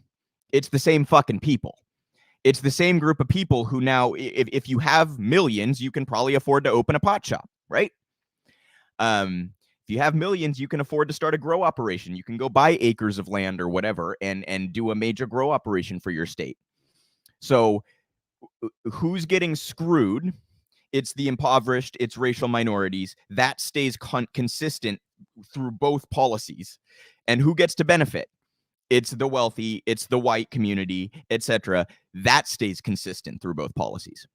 So I just want to make sure everybody understands, like, that policy was never going to change until the wealthy and the powerful saw a benefit. You see what I'm saying? Until they could exploit people for profits. You know, it's a really disgusting mark on us that we have made progress on this issue without actually expunging records and letting people out of jail. So good on Gary Chambers for just sitting up there and holding a fucking blunt. I mean, honestly, let's destigmatize this thing. Let's normalize this. It's like, you know, I'm not encouraging that fucking 12-year-olds smoke weed, you guys, but my God, if alcohol can be a part of pop culture, why can't weed? It's much less harmful. It just really is. It's much less harmful. I'm fortunate to live in a state where it's legal. And it should be legal everywhere. Right. And prohibition has been demonstrated not to work, you guys. It just doesn't work. When you criminalize substance use, you don't actually diminish the amount of that substance being used. What you do is you throw people in a cage for it. And that's not the way to handle it. Even for the hard drugs, which I like, take meth or heroin, you guys. I would never encourage anyone sitting at home to use meth or heroin. If you are serious about getting people off of it and minimizing use, what you do is you legalize it and you provide treatment options. You engage in policies that are helpful socioeconomically so that people aren't so desperate that they find themselves in a state of mind to fall into that hole. So there are ways to actually minimize drug use. Criminalizing it is not one of them. So even if you think weed is some grand problem, this is not an effective way to deal with it. So good on Gary Chambers for highlighting that and just putting it right out in front of us and holding a fucking blunt in the middle of a political ad. That is fantastic stuff. We need to destigmatize marijuana, and it needs to be legalized across the country. And we need to expunge all those records and let everybody out of jail who's currently sitting in there on a marijuana charge. And by the way, I just want to note, you guys, we're going to get in a little bit later to all of the things that Joe Biden could do and has chosen not to. The Democrats continuing to sort of invent obstacles that are not real or are not really there. And one of the things that he could do, now to be fair, he's been really wishy-washy on this one the whole time, so this isn't necessarily a broken promise. But one of the things he could do that would be very helpful is he could deschedule marijuana. He could do that unilaterally. He does not need Congress for that. So that would be tremendously helpful in the fight to end the criminalization of fucking pot use. I mean, it's so laughable that it's 2022 and we still have people sitting in jail and facing charges for a goddamn plant that is significantly less harmful than alcohol. And tobacco, for what that's worth. You guys, just to make my position incredibly clear, I'm a legalize everything kind of guy. I think you legalize everything, regulate everything, and provide robust treatment programs and mental health programs to try to actually get at the root cause of addiction, as opposed to just throwing people in a cage over it. That's my view. And by the way, let's just even suppose for the sake of argument that the recidivism is not part of the equation. Let's just suppose for the sake of argument that our plan actually somehow worked and that behavior changed when you throw someone in a cage for a couple of years. When they get out of that cage, all reformed and all that, they can't get fucking housing. They can't get a job. Anything they tried to do to participate in society is now constrained by their previous conviction. So everything about this system is inhumane and counterproductive and works against, helping somebody who needs help. So great job from Gary Chambers there. I endorse everything that he said about marijuana policy. I'm grateful that he brought it up and just sort of tried to destigmatize the whole thing, because we have a lot of room to grow as a country on that. And that's obviously also a racial issue as well. There have been a number of studies, you guys. White people are, if anything, more likely to possess drugs than the black community. Either kind of even, or white people are more likely to possess drugs, depending on the study you look at. And despite that, the black community is many times more likely to be arrested for drug possession. This is not a gray area. This is a racial issue. This is one of the ways that our legal institutions, engage in racism at a systemic level. So marijuana policy, very important on sort of a whole different number of levels and reverberating effects, as I've tried to kind of break down here. And good on Gary Chambers for bringing it to the forefront. That's shame on Biden for doing nothing about it for a year when he has all of the authority to do so. So we have a somewhat interesting development in a story that I have tried to kind of keep up with a little bit, that being the situation with Epstein and Ghislaine Maxwell. And Maxwell obviously was found guilty of essentially grooming victims for Jeffrey Epstein. And now I had mentioned, you guys, I'm going to take a tiny little bit of credit. I had mentioned that it was possible that they had so backed her into a corner that the only play she had left was to start giving names up, or at least threaten to.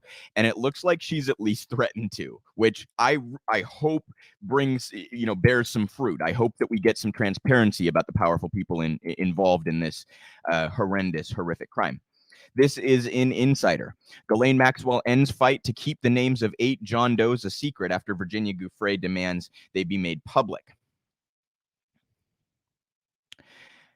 Ghislaine Maxwell will no longer fight to keep the names of 8 John Does a secret. Lawyers for Virginia Giuffre, who have accused Maxwell and Jeffrey Epstein of sex trafficking, have asked a judge to unseal material from an earlier civil lawsuit she filed against Maxwell. The lawsuit was settled in 2017, but Giuffre has fought for years to have material from it unsealed. The John Does will appear to be people who to be people who have stepped into the litigation over the years and asserted privacy rights for parts of the sealed material. In a letter Wednesday to Loretta Preska, the judge overseeing the case, Maxwell's attorney Laura Menninger said Wednesday that her client will leave it to the court to decide whether the name should be unsealed. Quote, each of the listed does have each of the listed does, that throws me a little bit. Each of the listed does has counsel who have ably asserted their own respective privacy rights, the letter submitted by Menninger said. The fact that Maxwell, a longtime associate of Epstein, who was convicted of 5 sex trafficking charges, is no longer opposing the unsealing does not necessarily mean that all names will be released. Preska will consider the arguments set forth by each of the anonymous John Does, which have been made in court filings that have not all been made public. A review of court filings from Mail Online found that 6 of the John Does have objected to unsealing court documents that would make their identities public. One of them, John Doe 17, wishes to keep their identity secret to avoid annoyance and embarrassment, the media outlet reported. How is that a legal argument? You don't want to be embarrassed by having some transparency around your crimes against children, for fuck's sake. Another, John Doe 151, said that the disclosure of his name would lead to him being hounded by the media and added he wishes to maintain a private life. Don't we all? Yet when one engages in crimes against children, perhaps you deserve some hounding from the media. They're so fucking entitled, these powerful pricks. Following Maxwell's conviction on sex trafficking charges last month, Sigrid McCauley, one of Giuffre's attorneys in the case, said there was no longer any reason to keep the identities of the John Does. Now that Maxwell's criminal trial has come and gone, there is little reason to retain protection over the vast swaths of information about Epstein and Maxwell's sex trafficking operation that were originally filed under seal in this case, said McCauley, a Giuffre attorney, according to a letter seen by The Independent. The decision by Maxwell's legal team not to fight against the potential unsealing of name took place on the same day that a federal judge denied Prince Andrew's attempt to dismiss a lawsuit from Giuffre, who has also accused the royal of sexual assault. So looks like at least a little bit of rhetorical accountability for Prince Andrew, who did not manage to escape the lawsuit pertaining to his abuse of Giuffre. And Maxwell here now changing her position on the sealed names. So, I'm not optimistic necessarily that anything will come of this, because the judge still would have to rule in favor of Giuffre and against the John Does, and that's not necessarily the pattern that we tend to see, is it? But it's just interesting to me that Ghislaine has decided to kind of step out of the way and allow this to happen. And even if the court doesn't want to make the names public, Ghislaine knows them. If she's going to be in prison for the rest of her life, what's to stop her from just saying, hey, what reporter wants to come in and have a little chit chat? So, I mean, who knows how these names might get out? They could be leaked. Attorneys involved might grow a conscience and decide that their responsibility to keep things secret be damned. This is a little bit more important. We need some transparency. We could find a whistleblower somewhere here at this point. So, I just don't want to let that story go, because it seems to me that the powerful have gotten away with an absolutely heinous crime. And I want to keep up on any sort of updates that might, in the slightest possible way, hold them to some sort of modicum of accountability. And hopefully this latest development leads to some of those names becoming public one way or the other. So I have a clip here from More Perfect Union to show you guys about broken promises on behalf of McDonald's and Staples and other corporations who promised certain wages and then reneged on that promise as soon as the employees inquired about a job. So this is More Perfect Union. As always, guys, really encourage you to follow their work. I follow them on Twitter. They're always posting about labor movement stuff, strikes, protests, unionization efforts, etc., etc. Great work. So this is More Perfect Union on reneged promises from giant corporations like McDonald's and Staples. How much I could expect to be paid. He was like, well, our starting wage is about $10 an hour. And I said, well, that's a real shocker, because when I applied for the job, the posting said it was 16. And he did one of those kind of laughs, and he was like, well, we don't really pay that here. Putting down the highest wage that you offer as the hourly salary for all positions is just false advertisement. It was really a rock and a hard place situation. I didn't have a choice. I had to take the work.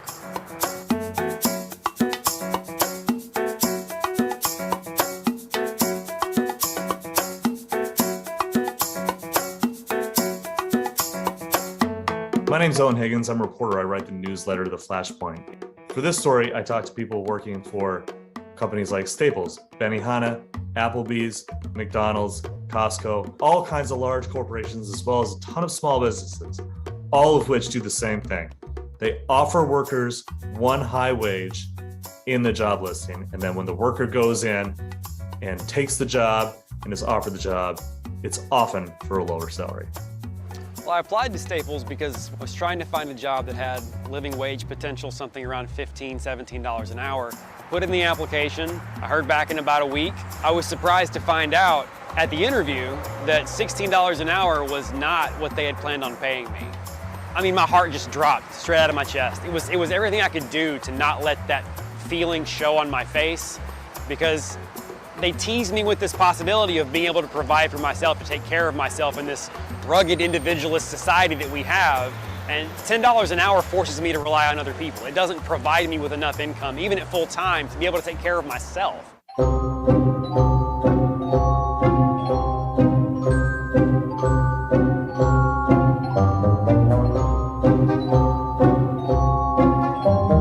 way that it works is this.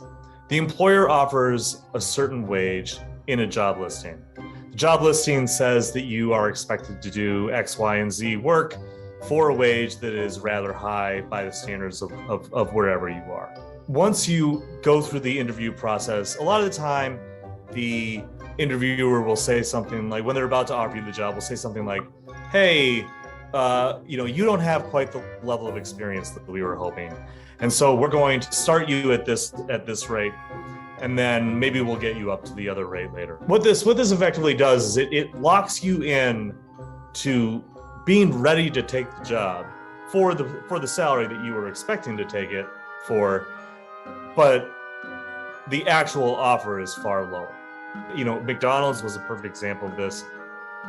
They would advertise for management and assistant management positions. People would get in the door, they would go through the application process, they would finally be offered a different job, a more low paying job.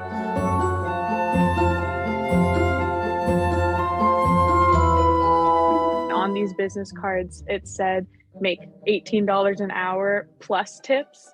And I knew that at the time I was making $13 an hour minimum wage. So I remember asking the area director, like, hey, why does it say $18 an hour as a base pay? Like, can I get a raise if this is what we're doing? And he told me, no, that's the rate including tips. I think ultimately employers use this tactic of advertising high and unrealistic wages to maximize profits and prioritize money rather than fostering a healthy workplace environment.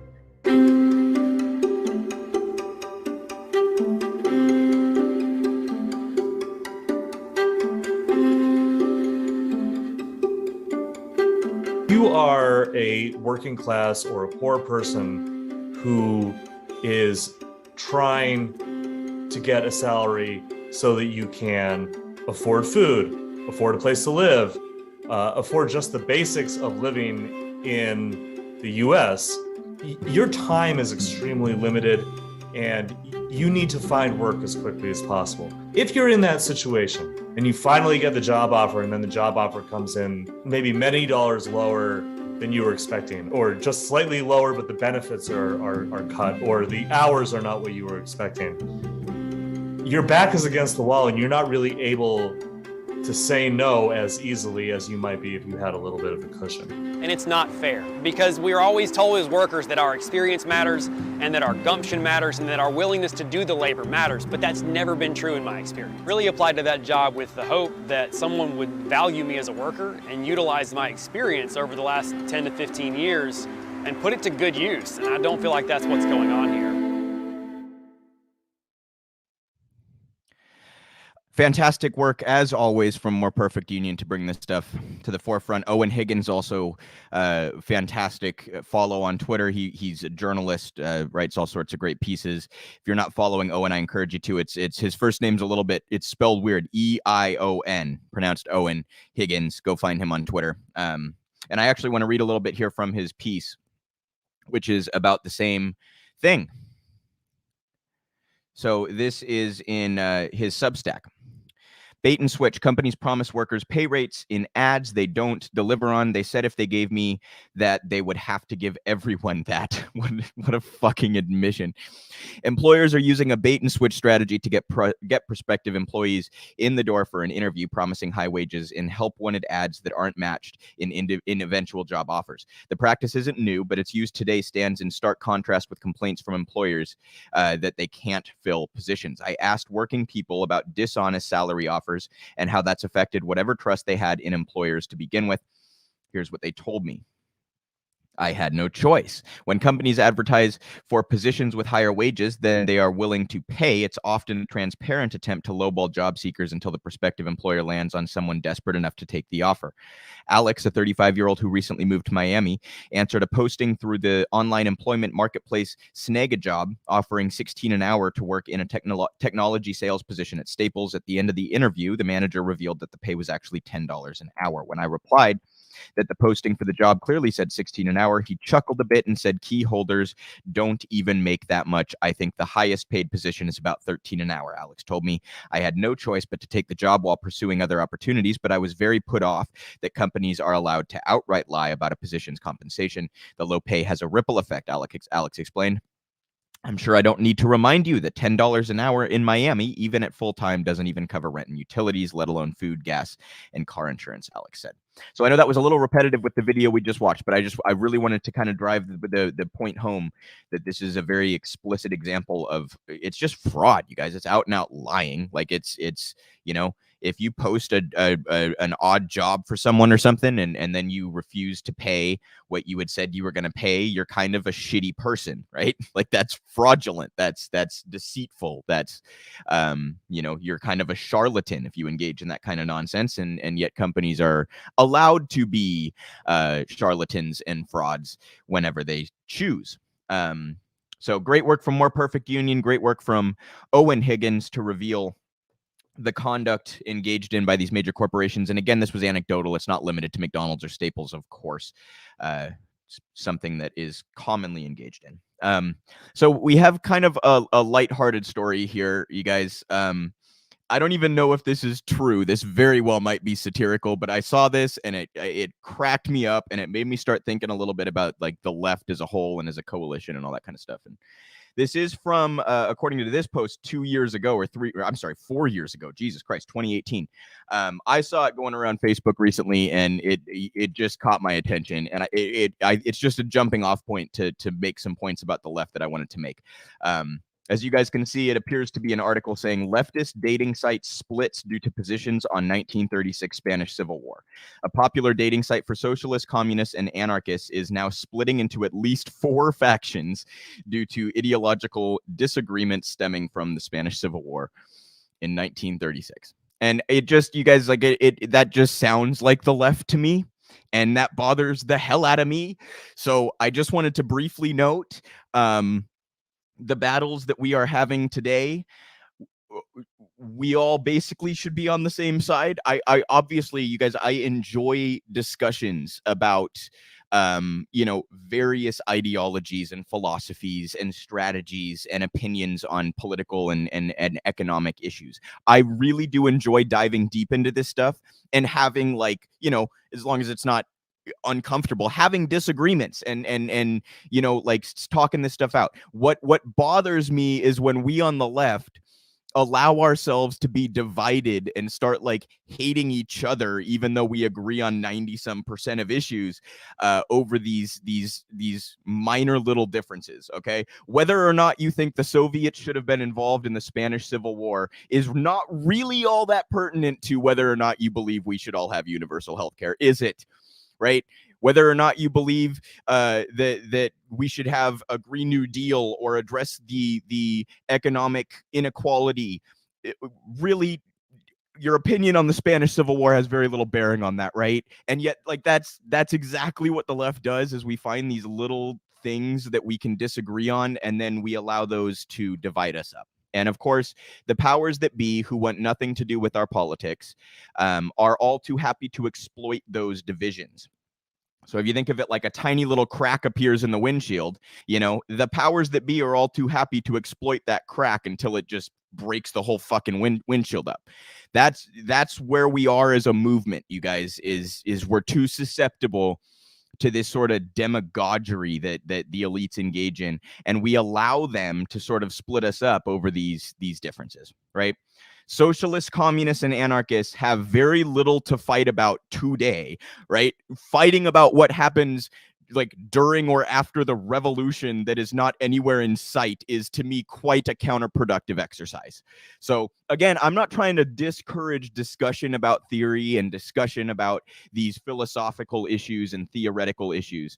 I'm really not. I enjoy those conversations. I encourage you all to have those conversations, but please don't allow your politics or the actions you take in your society to be like dictated on those terms. You know what I mean? The person you agree 96% with, but have some small ideological differences about how to handle the revolution, please don't start looking at that person as your enemy. Your enemy is still the powerful, okay? So anyway, again, that very likely could have been a fucking Onion article, because it almost sounds, comically insane, but at the same time, it also, like, look yourself in the mirror if you're a leftist. Can't you see that happening? It's disgraceful how easily we're split up and divided, and I wanted to note that, just not that it'll make any difference because lefties will fight about absolutely fucking anything, but I just wanted to throw that out into the ether and let you all do with it what you will. And I thought that was an absolutely hilarious story. So also kind of a nice little bit of comic relief, if you will.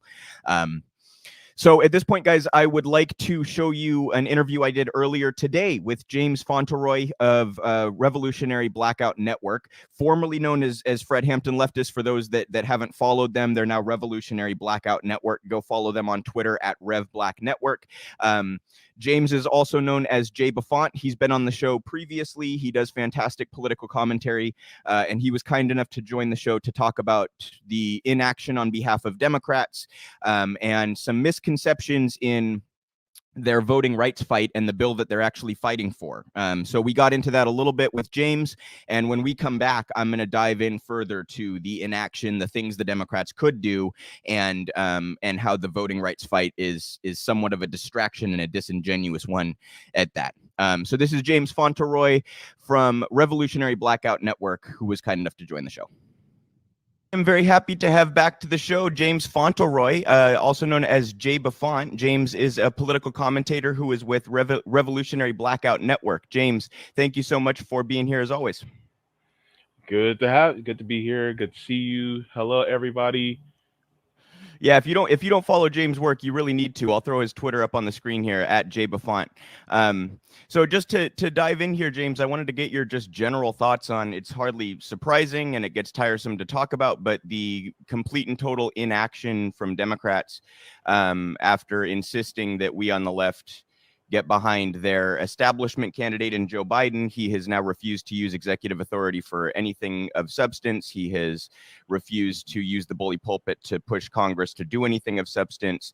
His vice president, I just learned this recently, Kamala Harris can single-handedly, as the president of the Senate, end the filibuster if she wants to. She refuses to, but they continue to hide behind the filibuster and hide behind Manchin and Sinema for their inaction. I just wanted to get your general take on the lay of the land in D.C. I tell this to everybody. People think that the Democrats are just failing because they're a bunch of just like bumbling fools, and I actually think they're a lot smarter than people give them credit for. I actually think that they're doing this on purpose because, and I've said this before, and people may get mad at me for saying this, but the Democrats agree with the Republicans. The Democrats are basically just Republicans. They just don't want you to know it. They're controlled opposition, and so what they do is that they're basically failing on purpose so that the Republicans can get back into power, because that's what they actually want. And they only use the Republicans as a means of fundraising so that they can make more money. Because remember that the Democratic National Committee is actually a private company, and so they use these times, like for instance, like I said to with Savvy on our roundtable, the elections are a political Black Friday, and this is how they get the money from you. And so then once you contribute to their Act Blue, and guess what? They make all that money and they kick rocks. And so then if they seem to win an election, then they'll bumble everything so that you'll end up going back to Republican side, and then they can continue to fundraise off of that. Because if they actually did things that actually were meaningful for people, that actually improve the material conditions for people in their lives, then that would mean that it would take power away from the people who actually own them. And they don't want that. Yeah, I think a prime example of what you're talking about there is the issue of abortion, where they currently have both houses of Congress. If they wanted to draw up legislation to codify Roe v. Wade, there's nothing stopping them from doing that. And yet they instead have ignored it from a legislative perspective, allowed Republicans to stack the courts up at the federal level, allowed the Republicans to ragdoll them about the Supreme Court over the last handful of years, and have used it as a fundraising issue, quite frankly, to try and scare the daylights out of their base into donating to them and coming out to vote. Is that to you indicative of their quote unquote agenda as a whole?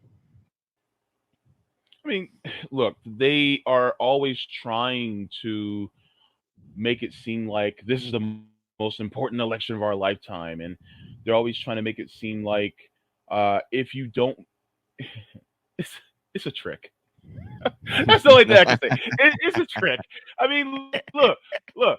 How many times have I brought up about the rotating villain on either my show or on Revolutionary Blackout, and then they'll make it seem like, oh, but we're just trying to get these things done. But see, we can't get past Manchin, we can't get past Sinema, we can't get past the parliamentarian or Mitch McConnell or Donald Trump or this or that. Look, the sun was in my eyes, or the aliens came down and they put a beam over top of the Empire State Building and blew everything up. I don't know. And so it goes in that direction. And they get to a point where it's just like, it's cartoonish, because they try to make it seem like that there's nothing that they can do, while literally Biden can right now, according to Section 1881A of the Social Security Act, can give Medicare for all to every single American citizen during a pandemic, and he chooses not to. He could take the Schedule 1 certification off of marijuana and completely make it legal. He could do these things. He can actually go to the Secretary of Education and have him cancel all the student debt that is incurred across this country from public colleges and universities. But they don't, because they don't want to. And that's the thing that people need to get through their head. They actually agree with the Republicans. I love this quote.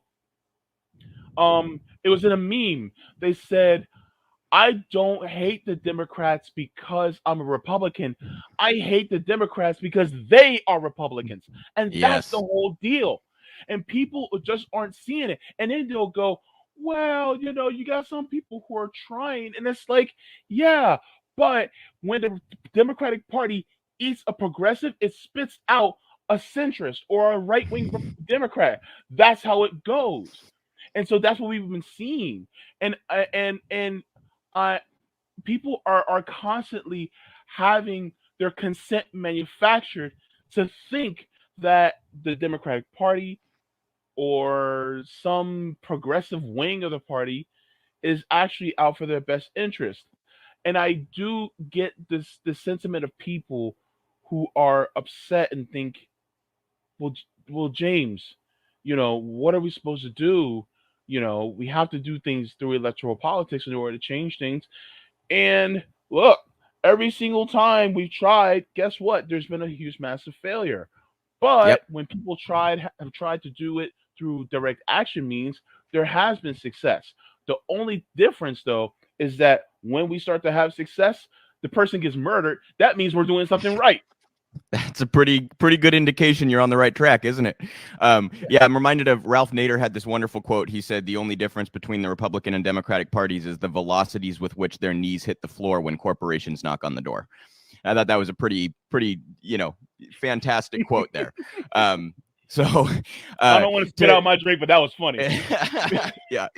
Nader, he had another one too. He said he used to say to his dad growing up that he wished there was more than two parties, and his dad would fire back that he wished there was more than one. I think that's pretty spot on as well.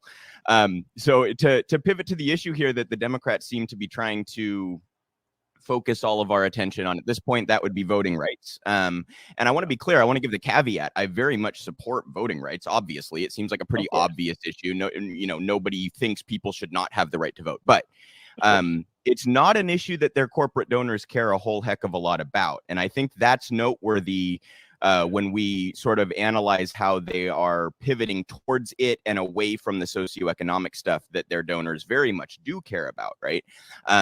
And the second point to bring up on the voting rights issue is, as I mentioned earlier, Kamala Harris could end the filibuster today if she wanted to. She's the president of the Senate. She can do it single-handedly. So if they were serious about this issue, there's really not any hurdle standing in their way. They seem to be trying to make up a hurdle standing in their way. I was hoping you could talk a little bit about voting rights and the Democrats' propensity to focus on it. Well, look, that whole voting rights bill is an oxymoron in itself. Because what does the voting rights bill do? It actually literally prevents third parties from actually gaining any ground within this country. So therefore, is it really a voting rights bill or an anti-voting rights bill? It's trying to limit the scope of what you can vote for, limited to two parties. And that being said, then really it's really anti-democratic, because then if you want to be either libertarian, Liberation Party, Green Party, MPP, or any other type of left-wing party, like, different socialist parties, or just straight up independent, then it really takes the teeth out of being in any type of third party. And so then what are you left with? Well, you have to vote for either the good cop or the bad cop, when I just want to vote for the firefighter. And so that is crazy, because the thing is that they're making it seem like that this is all this trickery afoot. They always try to make it seem like, oh, this is for democracy, when no, they're literally trying to limit your options. This is political monopoly at its finest. They're monopolizing the political process. And the thing is that what have we learned from monopolies? Typically with monopolies, or duopolies, as we like to call them sometimes, is that it limits your choice, but it also gives them the means to give you crappy service. And then it's like, so where you going to go? So it's the same thing. Zero competition. Because guess what? They don't want to compete with the actual ideas of a Green Party. Because guess what? Guess what happens if hundreds of thousands, if not millions of Black people find out that the Green Party is actually for reparations? Then guess what? then the black people are going to be like, well, I guess this time we go to the left, everything you own in the box to the left, and we're going over to the Green Party. Because then they find out, like, wait, and then they see the Democrats for what they've been doing all this time. Because they've been placating black people every single time. Because every single 4 years, this is going to be this is the most important election of your lifetime. And if you guys go with the Republicans, you guys are going to be slaves again. Just you know, we're going to be slave masters too. We'll just be a little bit nicer. We'll just say yes, queen, every single time you pick cotton for us. And yeah, so, wear a pride shirt while we tell you what to, right? Like the slave master wearing it's that I'm sure you've seen the picture of the bomber, and it's Republican, and then there's the bomber with all of the culture issue stuff on it, and the Democrat, right? That's essentially what that is. And for the audience at home, I threw up a Truth Out article backing up what James was saying there, that essentially the bill that they're talking about right now would disallow third parties from participating. Democrats also have been known to sue the Green Party on a number of occasions to try to keep them out of elections in various states. Can you just elaborate on how disingenuous their hand-wringing about democracy is here, when they're clearly and let's just add one more piece of context. They openly rigged their primaries. I mean, I think you mentioned this earlier. Their attorney went into court and said, we're a private institution, we can do what we want. They basically told everyone to fuck off. You know, no, we pick the nominee. So can you just talk about how disingenuous their position on this is? The Democrats are so disingenuous. And I'm gonna tell you how disingenuous are they? I'm gonna let you know. All right. So there once was a young man named James, and back in the day, he used to work at a dinner show called Dolly Parton's Dixie Stampede, which awesome. By the way, the entire premise of the show is completely problematic, but that's a completely other story. But anyways, so I used to work there, and you know, they would have horses, and they would have buffalo, and they would have ostriches, and you know, it was a whole show, right? Well, you have to walk past the horse stables and past the buffalo stables in order to get into the building, which means that you smelled horse shit. Well, just to let you guys know, I have smelled more horse shit from the Democratic Party than I ever did working at Dolly Parton's Dixie Stampede. Because guess why? Because of this hand-wringing about, oh, well, we're protecting democracy. No, you're not protecting democracy. You're literally trying to limit and really take democracy away. Because they realize that if people go for other third parties, then that threatens their power. Because then, guess what? They will do some nefarious shit to these third parties, and people will take notice, and then they will completely leave the democratic process. And really, the Democratic Party is not a legal party. They're by a business, but they're not under the purview of a bureaucratic institution. So with that being said, no matter what you do, you can become president. There's no, you can become the president of the United States just being independent. It's just who are the people brainwashed? People are brainwashed into going with the brand. It's just like I can go to the store and get some medical adhesive bandages, but people don't know them by that. They know them by Band-Aid. So the Democratic Party is a brand. The Republican Party is a brand. And so when you go to vote, then you think, oh, I just had to pick one of these two brands, Huggies or Pampers, without realizing that they're owned by the same company. Yeah. And so an apt analogy, very much. It's like Kleenex, right? Who calls it tissue paper? It's Kleenex, right? That's a very, very apt analogy. Yes. Yeah. It's like Sega, Nintendo. Yeah. Sony PlayStation, Xbox. It's like, what's the difference? Yeah. And so, well, okay. Being that I am in a relationship with the gamer, I do know the difference between Sony and Xbox. Not to offend got a cop to it. There. I just got to make sure I put a disclaimer there. I do know the differences, and I do respect it. By the way, go Sony. Anyways, I digress. Much more difference there, by the way, than in politics. Exactly, there is. And the crazy part is, people will automatically think that those are our only choices until they get into the voting booth. Then guess what happens when you get into the voting booth? Well, I'll tell you. That's what JB is here. You look at that list and it goes Democrat, Republican, Libertarian, Green, Liberation, Constitutional. And then you see all these parties and you're like, wait a minute. Who are all these other people? Well, you come to find out that the Democratic Party and Republican Party are not bureaucratic institutions of government. They're actually just private institutions. So then you can actually vote for other different people that's outside of those parties. But the thing is that they bullshit you so much to the point where you only think that the Democratic and Republican parties are bureaucratic institutions. Yeah, that there's some sort of like officially operating, that there's some sort of principle to them or something. Yes, or oversight or some sort of yeah. Yeah, and there isn't. There isn't. And the thing is, you guys can vote. Look, you can vote for Santa Claus if you want to in this country. Not that you should, because, well, you know, I don't want to vote for somebody that comes down my chimney and eats my cookies and milk, because that cookies and milk is for me. But you know what I mean? But it's just people are so, it's a brain. I don't even want to use the word propaganda anymore, because some people don't even know what that word means. I say brainwashing, because that's exactly what it is. Yeah. No, I completely concur with you on this one. I think the Democrats have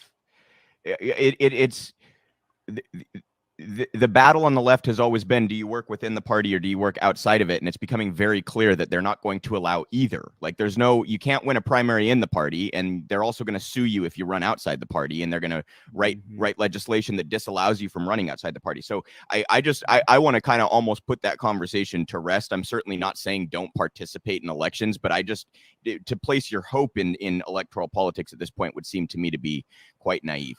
I'll say this.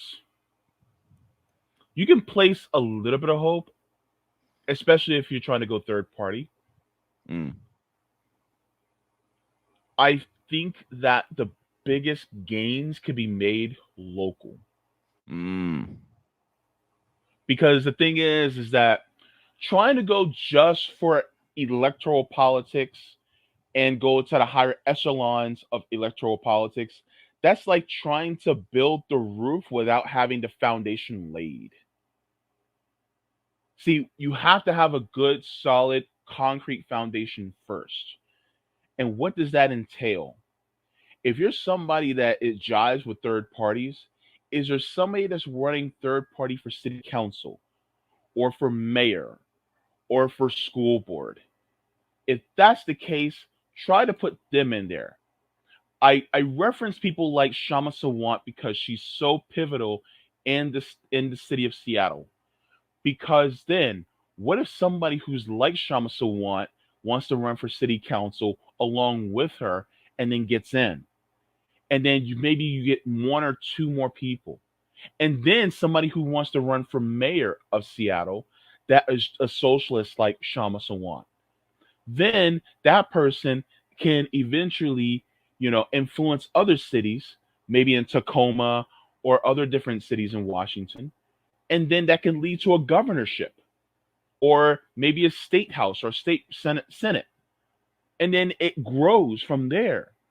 And so that's something I think people really need to think about, is that start off with the foundation first.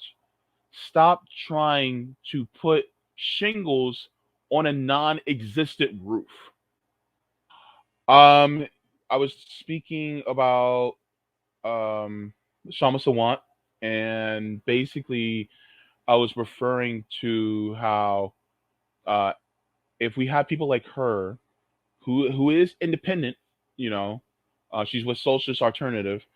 If you have somebody like her in as city council, and then somebody else could go in city council who's like her, and then you can maybe grow it by 2 or 3 seats. And then what if somebody who's like them, who wants to become mayor of Seattle, and then that person who's mayor of Seattle can influence the people who are in Tacoma, and then they can grow, having more different types of Kshama Sawants in their city. and then it can grow from going there into, governorships, and it can grow, from there. Because I liken it to, you don't want to build a house by starting with the roof first. You have to start off with a concrete foundation. Yeah. And so because of that, we need to start off with a proper foundation.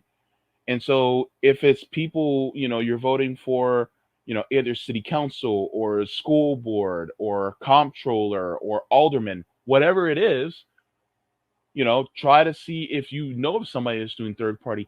And maybe if you have the capacity to run third party yourself, then maybe open that door.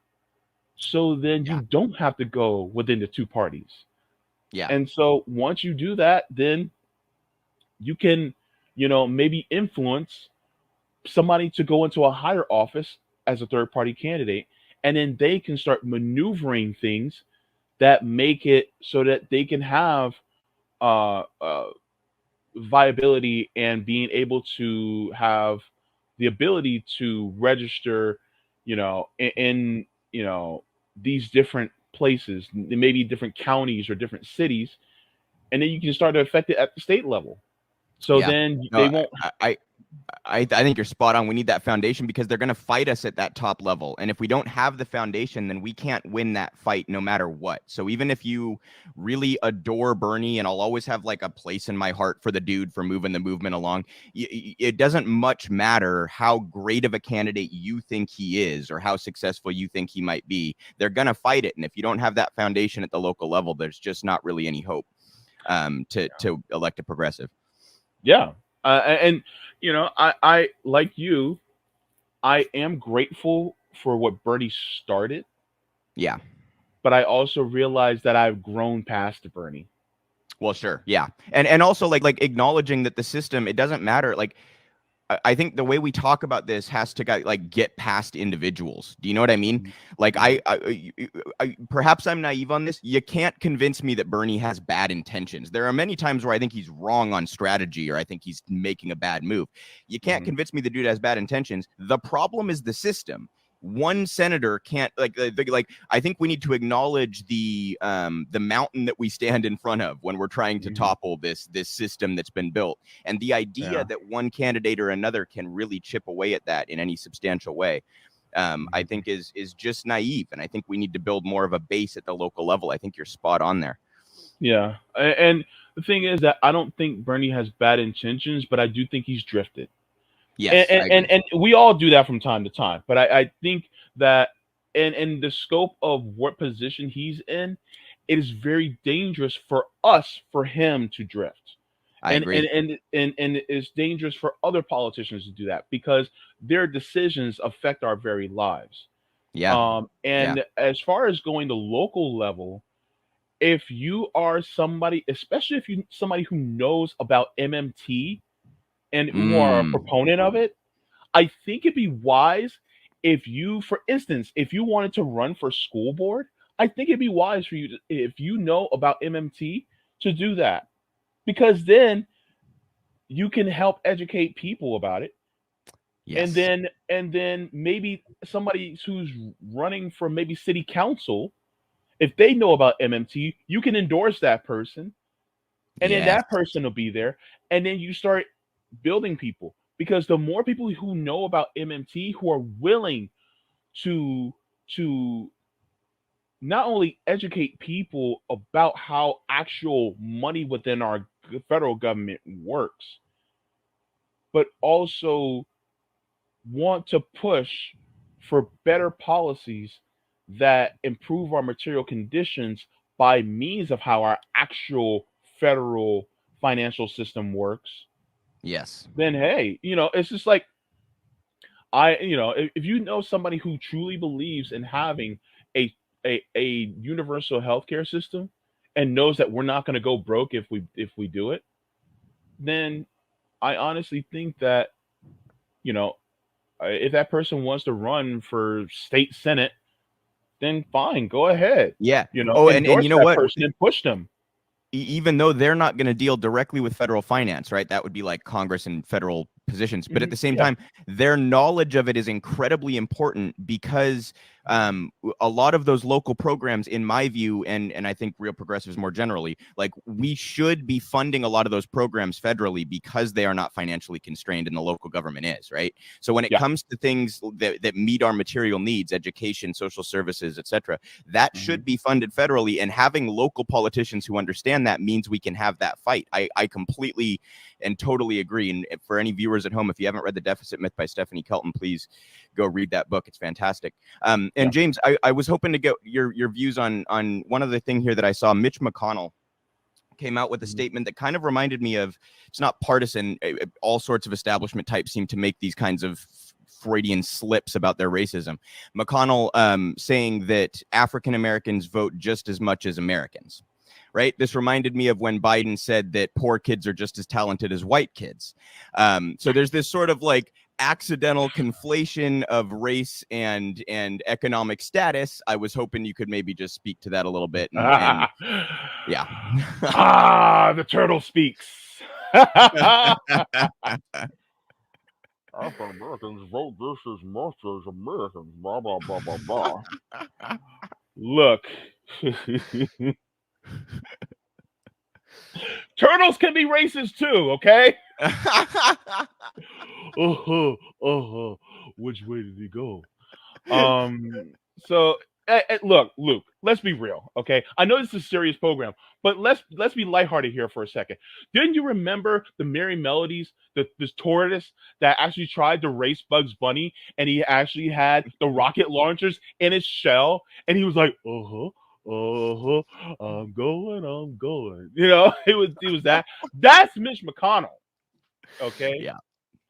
And so the whole the whole deal with people like Mitch McConnell and Joe Biden is that these are people from a bygone era that automatically go to a point of thinking that Black people in America are somehow less than, and they are privileged that they were stolen from the African countries and placed here because now we're somehow more privileged because we were bought here against our will. It's like, well, you guys are more privileged than those Africans that are living in mud huts and dancing with spears, right? And it's like, wait a minute, what? So with people like Mitch McConnell, was it a Freudian slip? Probably. But that slip of the tongue from him, it just shows that we still have a lot of work to do. And people be like, oh, he just misspoke. Mitch McConnell has been in politics for how long? Was that really just a slip of the tongue? And even if it was, does that somehow justify it? Like him having that attitude, does that somehow slip of the tongue? Well, yeah, guess what? I've never said anything like that in my life. I've never made that slip, right? Like I've never said like Biden did, if you don't vote for me, you ain't black. Was that a slip of the tongue too? Was that just a whoopsie daisy?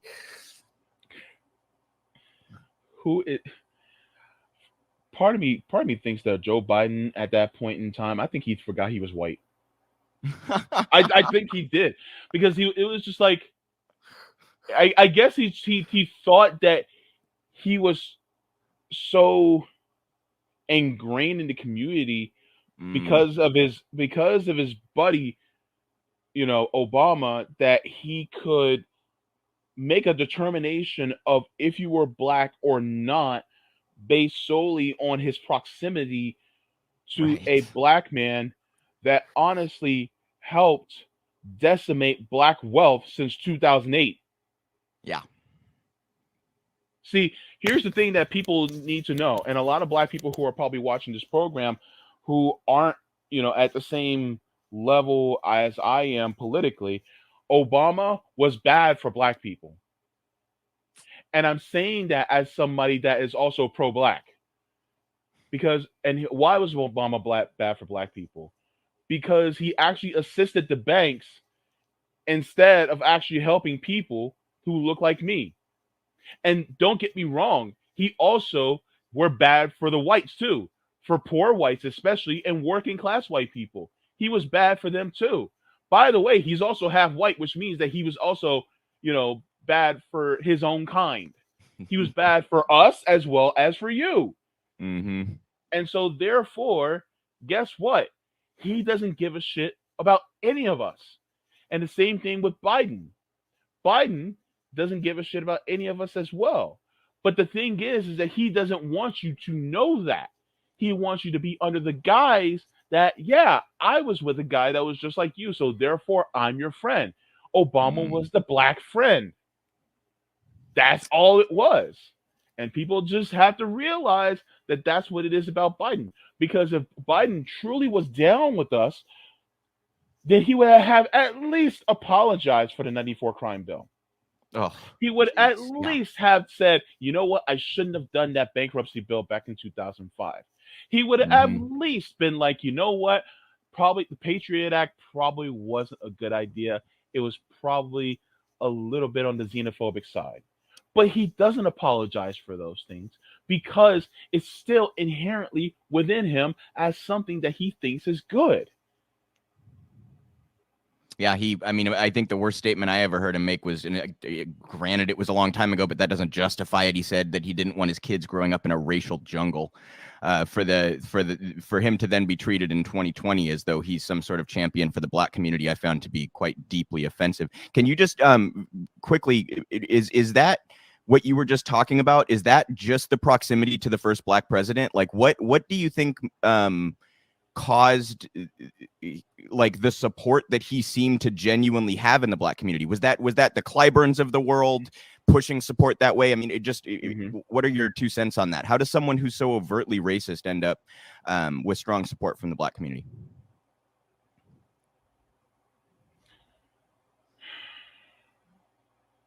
Theatrics, okay. Look, you can look at people,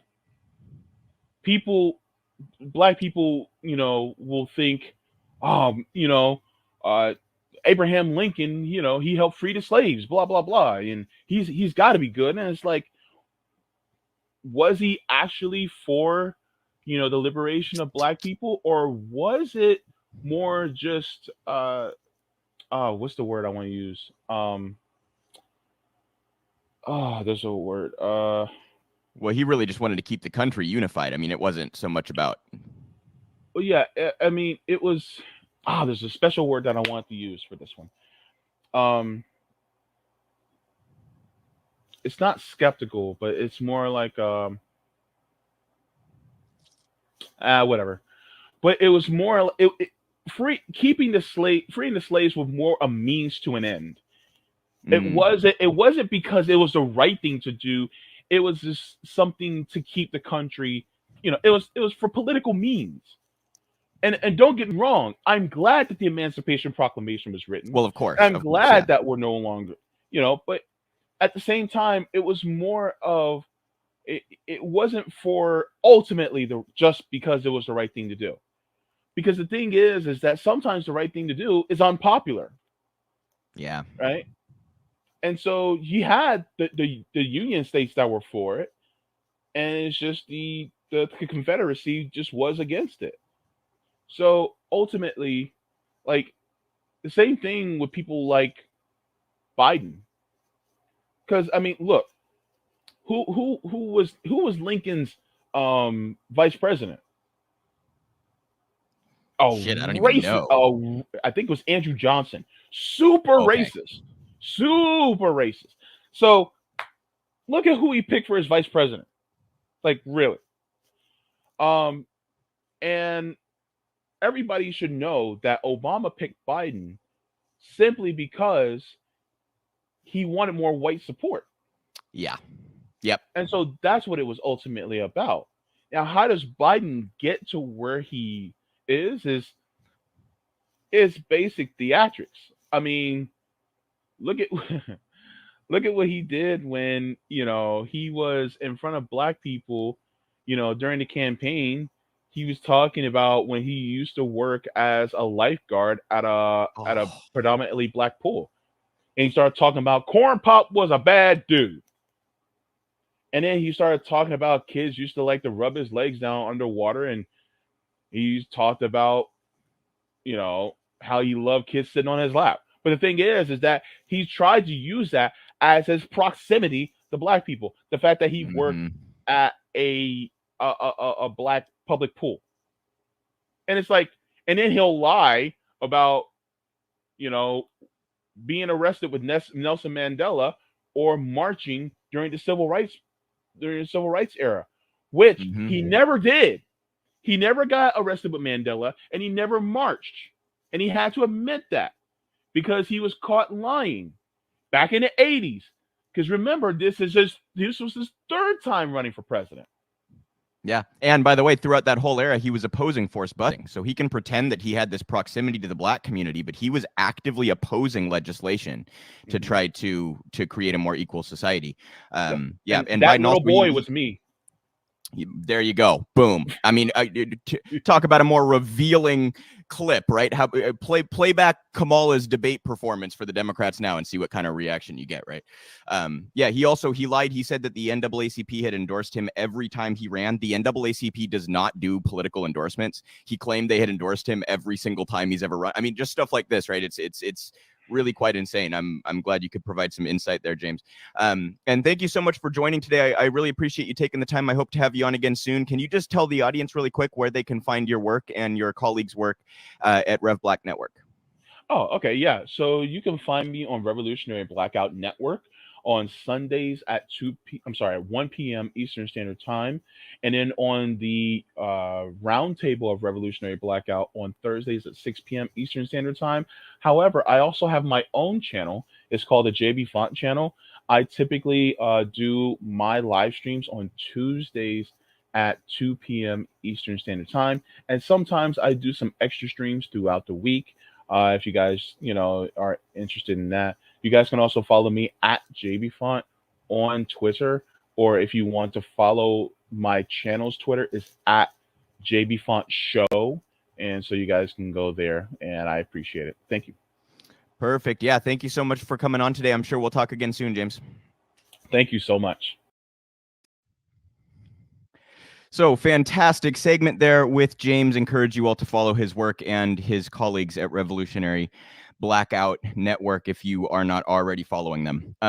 Also wanted to give a quick shout out to my buddy Josh, who I see is spewing libertarian talking points in the chat. How you doing, Josh? Good to see you. So we have a few more stories here to get to.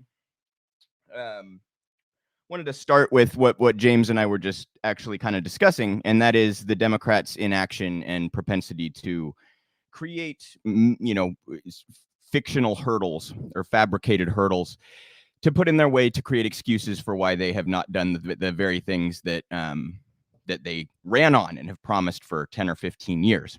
So I want to start with the article that I sort of teased in that conversation with James. This is in Truth Out, and it's about the voting rights legislation that the Democrats are currently, I say, pretending to fight for, because they won't remove the filibuster to actually fight for it, right? This is a whole nother layer to this, is that Kamala Harris is deciding not to, as president of the Senate, end the filibuster. She could single-handedly. She doesn't need any other senators to do it. She could just end the filibuster, and is choosing not to. So anyhow, even if they were going to fight for this particular piece of legislation, even if they were going to end the filibuster and try to pass it, there are many problems with this particular piece of legislation. So this, again, Truth Out. Third parties may disappear from ballot under Freedom to Vote Act provisions. Should a major political party use a voting rights bill to rid itself of minor party competition? That appears to be happening with the recently introduced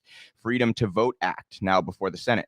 A pared-down version of the For the People's Act would eliminate public funding for presidential campaigns by terminating the Presidential Election Campaign Fund, a post-Watergate era reform meant to reduce big donors' influence in presidential races by providing an alternate public funding source for campaigns. For over 30 years, this reform was embraced by major and minor party presidential candidates alike, but in recent cycles, only Green Party nominees qualified for presidential primary matching funds. Major party presidential candidates have eschewed both presidential primary matching funds and general election grants because these programs limit the amount of private funds candidates can spend if they accept public funding, and because the amount of public funding is not enough for major party candidates who now raise hundreds of millions in private funds.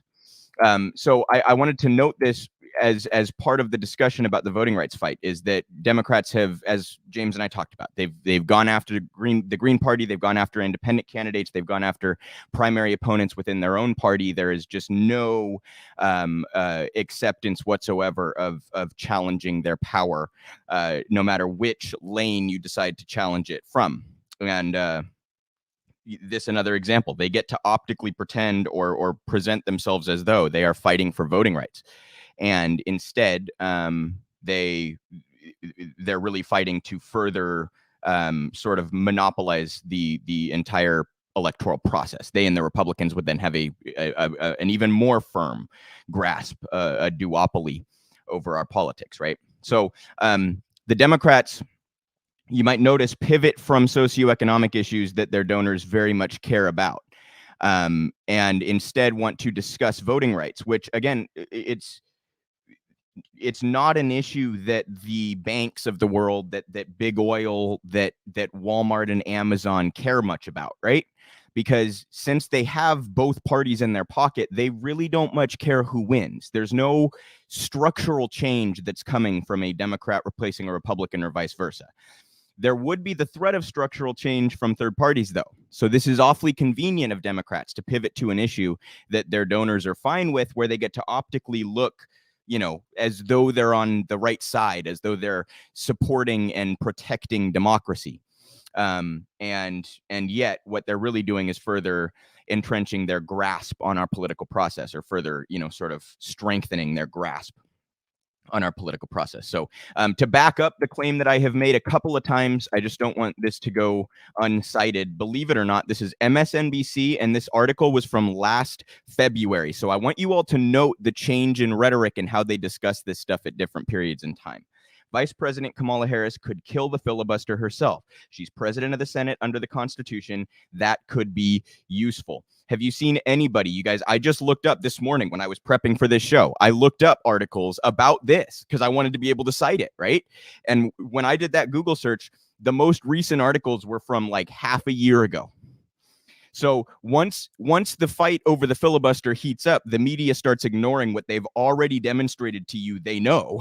That is that Kamala could single-handedly, unilaterally eliminate the filibuster without the approval of any other members of Congress. So that's awfully convenient, isn't it? Because the Democrats get to pretend that the filibuster is this major hurdle for them to do anything. And it's just not. It's a fabricated hurdle. It's not really an obstacle that's in their way at all. They could eliminate the filibuster tomorrow if they so chose. And they're continuing not to. So between the myriad of EOs, executive orders, that Biden is sitting on that he could do, some of which he promised he would do day one, just to give a couple examples, Biden said that day one he would undo all of Trump's executive orders that pertain to immigration. He has not done that. We're over a year in. There are still a lot of EOs that Trump passed on immigration that are in effect. So he's maintained Trump's policy on immigration. He's actually deported more people in his first year than Trump deported in his. Okay.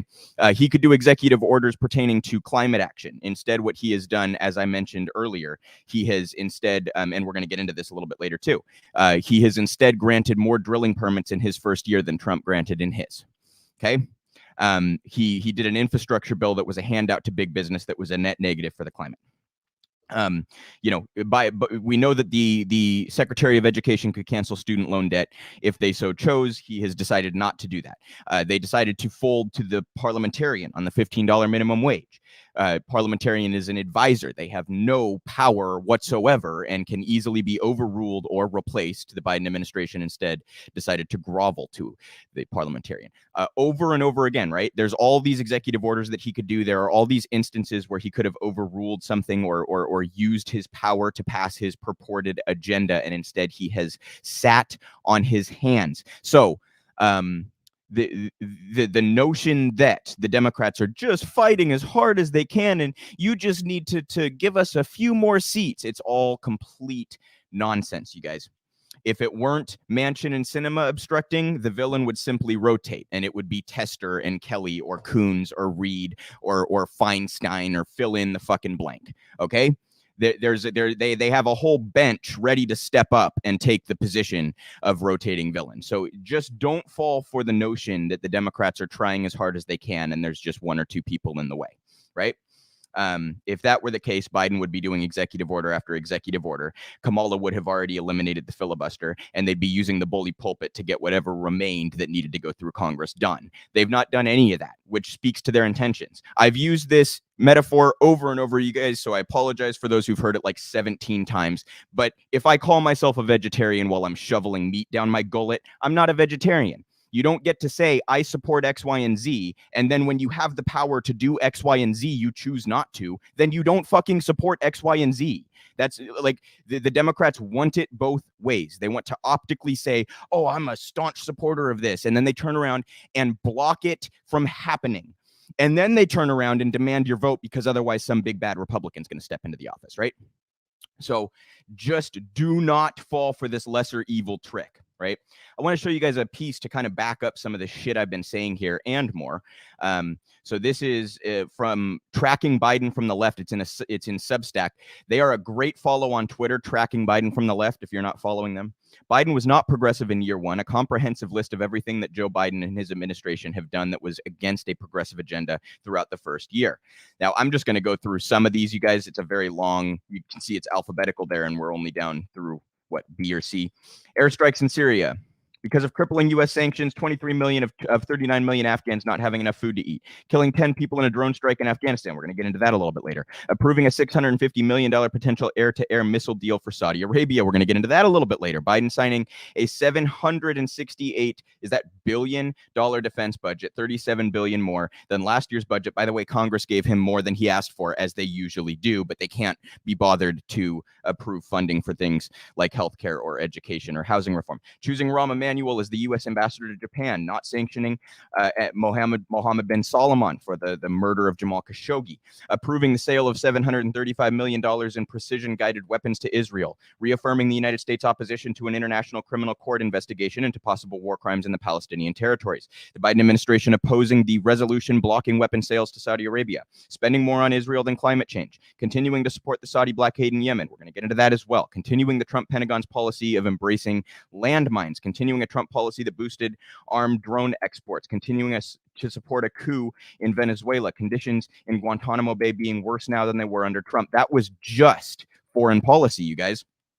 He went into immigrations here, mass deportation of Haitians, using Title 42 to expel 690,000 people, holding 22,000 people in jails run by ICE, 7,000 more than Trump held when he left office. U.S. deportations of children increased by 30% in Biden's first year in office. On and on and on and on. Domestic policy, cutting federal unemployment benefits to make unemployment numbers look better. Then they boasted about that. They bragged that unemployment had dropped more in a year than at any other time in history after they threw a bunch of fucking people off of UI. The Biden administration approving 3,091 new drilling permits on public lands. We're going to get into this briefly too. The Biden administration asking the Supreme Court to rule that federal agents cannot be held accountable for retaliating against protected speech, naming Neera Tanden, the White House staff secretary, vigorously defending an exemption to anti-LGBTQ discrimination laws for religious schools. Vigorously in quotes, because that's probably the word they use, sending more military equipment to American neighborhoods than Trump did. He also, by the way, increased federal subsidies to police departments, while he said that he would reform policing, supporting a Supreme Court decision that blocked immigrants in the U.S. on humanitarian grounds from getting permanent residency if they entered illegally, on and on. Continuing the Trump era practice of labeling Black Lives Matter protesters as terrorists. He still labels BLM a terrorist group, you guys. You can see on and on. COVID, on and on, other, on and on and on. Okay. Fantastic work there from tracking Biden from the left. He's been far from progressive at virtually every turn. He has not done the progressive thing. There are a grand total, you guys, of 3 things that I could even think of that could be deemed progressive.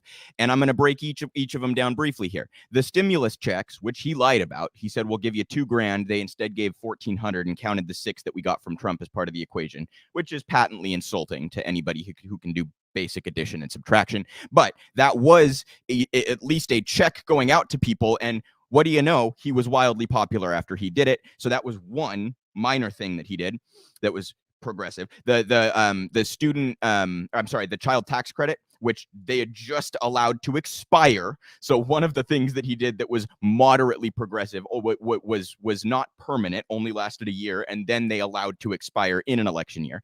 And the third thing is the withdrawal from Afghanistan, which is, I give him credit because he's done what 3 straight presidents have promised to do, right? But I don't want anyone to make the mistake of thinking that we are out of Afghanistan entirely. There still is intelligence there. There still are contractors there. And I also don't want anyone to make the mistake of thinking that Biden's foreign policy has been good in general. So that's like one, a broken clock is right twice a day issue on foreign policy. There's 3 things that I can think of. Are those gonna convince any progressive that Biden has done a good job or been progressive in office? Of course not. That's just, it's insane, you guys. So stack the list I just read you up against the 3 bare minimum / inadequate policies that I was able to name that Biden's actually done. It's remarkable, you guys. It's remarkable. Ran on saying he'd handle COVID. He has not handled COVID. He's groveled to big business and big pharma instead, right? Refuses to pass the TRIPS waiver, etc. Just everything he ran on, every promise he made seems to be reneged upon, whether it's the parliamentarians' fault or Joe Manchin's fault or Republicans' fault or whatever. I mean, he admitted, you guys, I didn't clip up any parts, but that fucking press conference he gave the other day, that, I mean, it's how do you even describe how humiliating that was? One of the things he said was how he was so surprised that Republicans had been so obstructive. You guys, this is the vice president from the Obama administration saying he was surprised that Republicans were obstructing him. You guys, this is the guy who was in a meeting with, what's his name? The former Speaker of the House, not Paul Ryan, but God, I can picture his face. He looked all fake and he always had the fake tan and shit. God damn it, Republican. Jesus, it's just tip of my tongue. Anyway, this guy famously told Biden in negotiations that when Biden went through his spiel about what he wanted, what he was trying to negotiate for, John Boehner, my God, that was just, that was going to bother me. Boehner famously told Biden behind closed doors, "You act like I care," when Biden presented his agenda for negotiation. This is the man that was surprised that the Republicans have been so obstructionist. Are you fucking kidding me? I mean, I don't know what's a worse interpretation of this. Either he's just out and out lying to try to make himself look better. That's bad, but it might be even worse if he's actually naive enough to have believed it. That's even like that's, if the president is that easy to fucking dupe, you know what I mean? Then we're in a bad place. And Biden's cognitive capacities are not exactly showing in an impressive way, are they? So that wouldn't be surprising either. But you guys get the point here. To whatever degree you want to believe it's malicious intent and corruption, or to whatever extent you want to believe it's incompetence and ineptitude, wherever on that spectrum you fall on any of these given issues, the result is the same. And that's that they have done nothing of substance. Nothing. The only things of substance that Biden has done have been bad things, like approving 3,000 plus drilling permits, which was more than Trump approved in his first year. That kind of thing. We'll get into that here real quick, too. So this is in biologicaldiversity.org. Thousands of permits okayed despite president's authority to end drilling by 2035. New data, Biden's first year drilling permitting stomps Trump's by 34%. New federal data shows the Biden administration approved 3,557 permits for oil and gas drilling on public lands in its first year, far outpacing the Trump administration's first-year total of 2,658. Nearly 2,000 of the drilling permits were approved on public lands administered by the Bureau of Land Management's New Mexico office, followed by 843 in Wyoming, 285 in Montana and North Dakota, and 191 in Utah. In California, the Biden administration approved 187 permits, more than twice the 71 drilling permits that Trump approved in that state in his first year. Quote, Biden's runaway drilling approvals are a spectacular failure of climate leadership, said Taylor McKinnon at the Center for Biological Diversity. Avoiding catastrophic climate change requires ending new fossil fuel extraction, but Biden is racing in the opposite direction. On Wednesday, more than 360 climate conservation, indigenous, environmental justice, and community groups petitioned the Biden administration to use its executive authority to phase out oil and gas production on public lands and oceans.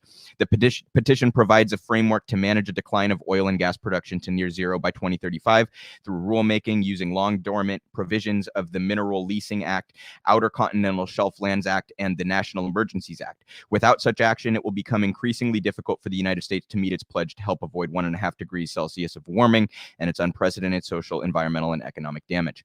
And they go on. So I just wanted to point out, you guys, that this was one of those emergency issues. You cannot vote third party or sit out, because if Trump gets elected again, we're going to burn the planet. And what's Biden done? He's just said, go ahead and hand me that blowtorch. I'll keep it up. It's unbelievable. It's remarkable, honestly. And this is coming this is one area, you guys, where I was under no illusion that Biden was going to be good. I didn't think he would invoke policy that was actually robust to fight climate change. But I must admit, I didn't expect him to be literally worse than Trump on the climate, right? Wouldn't you think he'd at least every now and again reject a permit application so he could brag about it to the left? No. He rejected one pipeline early on that was a pipeline that was getting some public attention, and that was the only time that he has done anything that could even be viewed as theatrically progressive on the issue of climate. So just example after example after example of how the Biden administration has chosen inaction. And I really want to drive home the point, you guys. This is a series of decisions that they've made. This is not like losing a fight. This is not they're trying as hard as they can and they just don't have quite enough institutional power. Do not fall for that.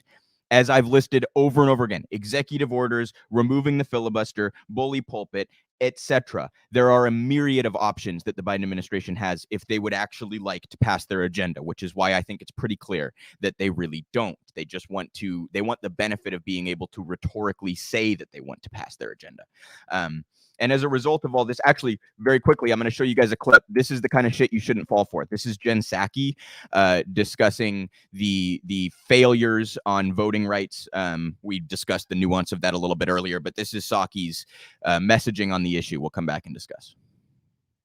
My advice to everyone out there who's frustrated, sad, angry, pissed off, feel those emotions, go to a kickboxing class, have a margarita, do whatever you need to do this weekend, and then wake up on Monday morning, we got to keep fighting. And what that means, Lindsay, is we have to keep talking to members about federal legislation. That's essential. That's something that can be permanent, that can make sure people's rights are protected. But we also need to make sure people are educated in states across the country about what their rights are, how they can vote, when they can vote, how to request an absentee ballot. There's a lot we need to do on that front, and that's going to rely on the energy and the anger of that activism as well. You know what else people need to be educated on? They need to be educated on the two paths that this party could currently use to abolish the filibuster and then pass the Voting Rights Act that they're pretending they support. You know what else voters need to be educated on? The fact that that voting rights bill has some horrendously concerning aspects to it surrounding third-party voters. That's what the voters need to be educated on. You know what voters should know? Voters should know that Kamala Harris could undo that filibuster tomorrow, and she's choosing not to. Voters should know that the party that holds both houses of Congress could use that power to undo the filibuster to pass the things that they're pretending they can't pass. That's what voters should be educated on there, Jen. So she is unfortunately quite an effective propaganda artist because she effectively sort of deflects to this like she doesn't want to talk about the policy itself. So she instead sort of says, like, go get some rest and we'll come back fighting and whatever. She tries to deflect to something that's totally devoid of substance, but that seems relatable, you know. And I think to a lot of the liberal crowd, Jen is quite effective at that, unfortunately. So just understand, you guys, this is not, they're going to portray it as this big fight that's happening and they're throwing slugs at each other and we're just doing the very best we can. We're hitting the Republicans as hard as we can. Do not fall for it. Do not fall for it. There are, as I've described, a number of avenues that they could take to accomplish the things they're pretending they can't accomplish. And to now show you the results. Oh, I'm sorry. Here we go. To show you the results in terms of polling numbers. This is registration. So this is voter registration per party. The data comes from Gallup, and this is reported in Axios. Charted, GOP surged as Biden slumped. Percentage of Americans who identify with or lean to the Republican or Democratic Party. So to be clear, this does include independents, and it was basically they were divided by which party they lean towards. Okay. So registration for Democrats, you can see there through the second quarter of 2021, they were up 49% to 43%. And then over the next quarter, that fell to 45 to 44%. And in quarter four of this last year, Republicans were up 47 to 42%. Guys, that is like catastrophic.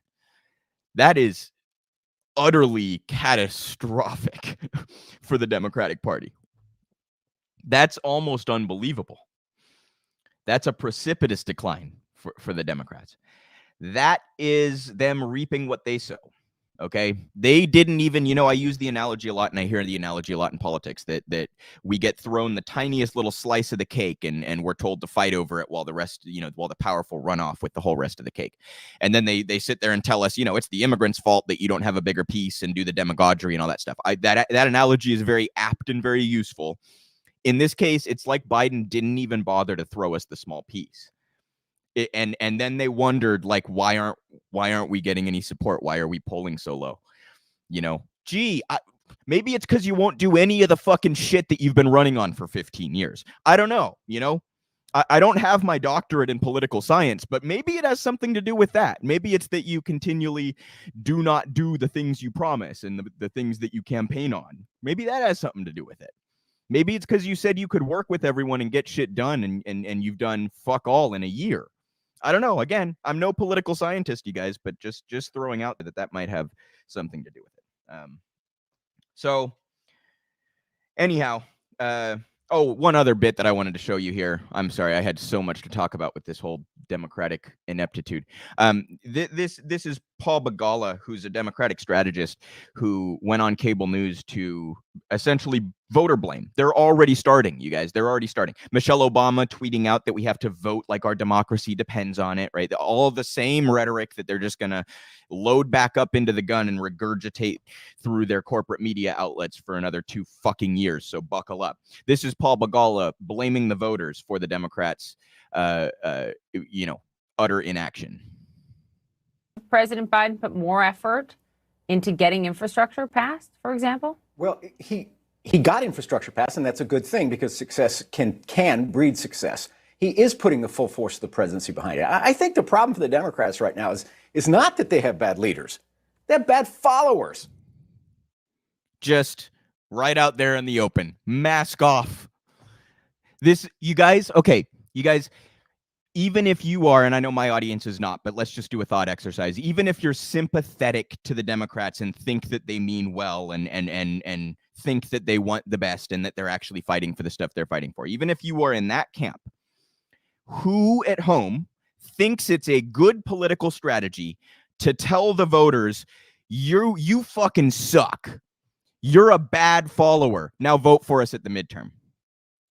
I mean, do you see how detached from reality these people are? Do you see how stuck in their elitist bubble they are?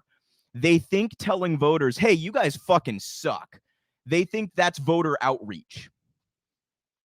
In what world do you think that's going to help your cause?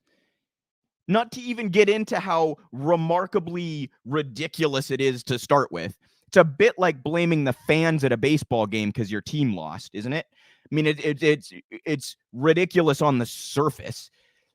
What causes voters to vote? That's why there's this whole industry called political science. It's not, you know. So the substance aside, who in their right mind thinks that this is a good strategy to win voters over? And yet this is what the Democrats do. Hillary tells them they're deplorable, right? Blame the voters for not turning out when you refuse to act on the things you've promised. You are the one in power. Stop it with blaming the powerless for everything. Stop it. The powerful are the ones to blame. That applies to virtually everything.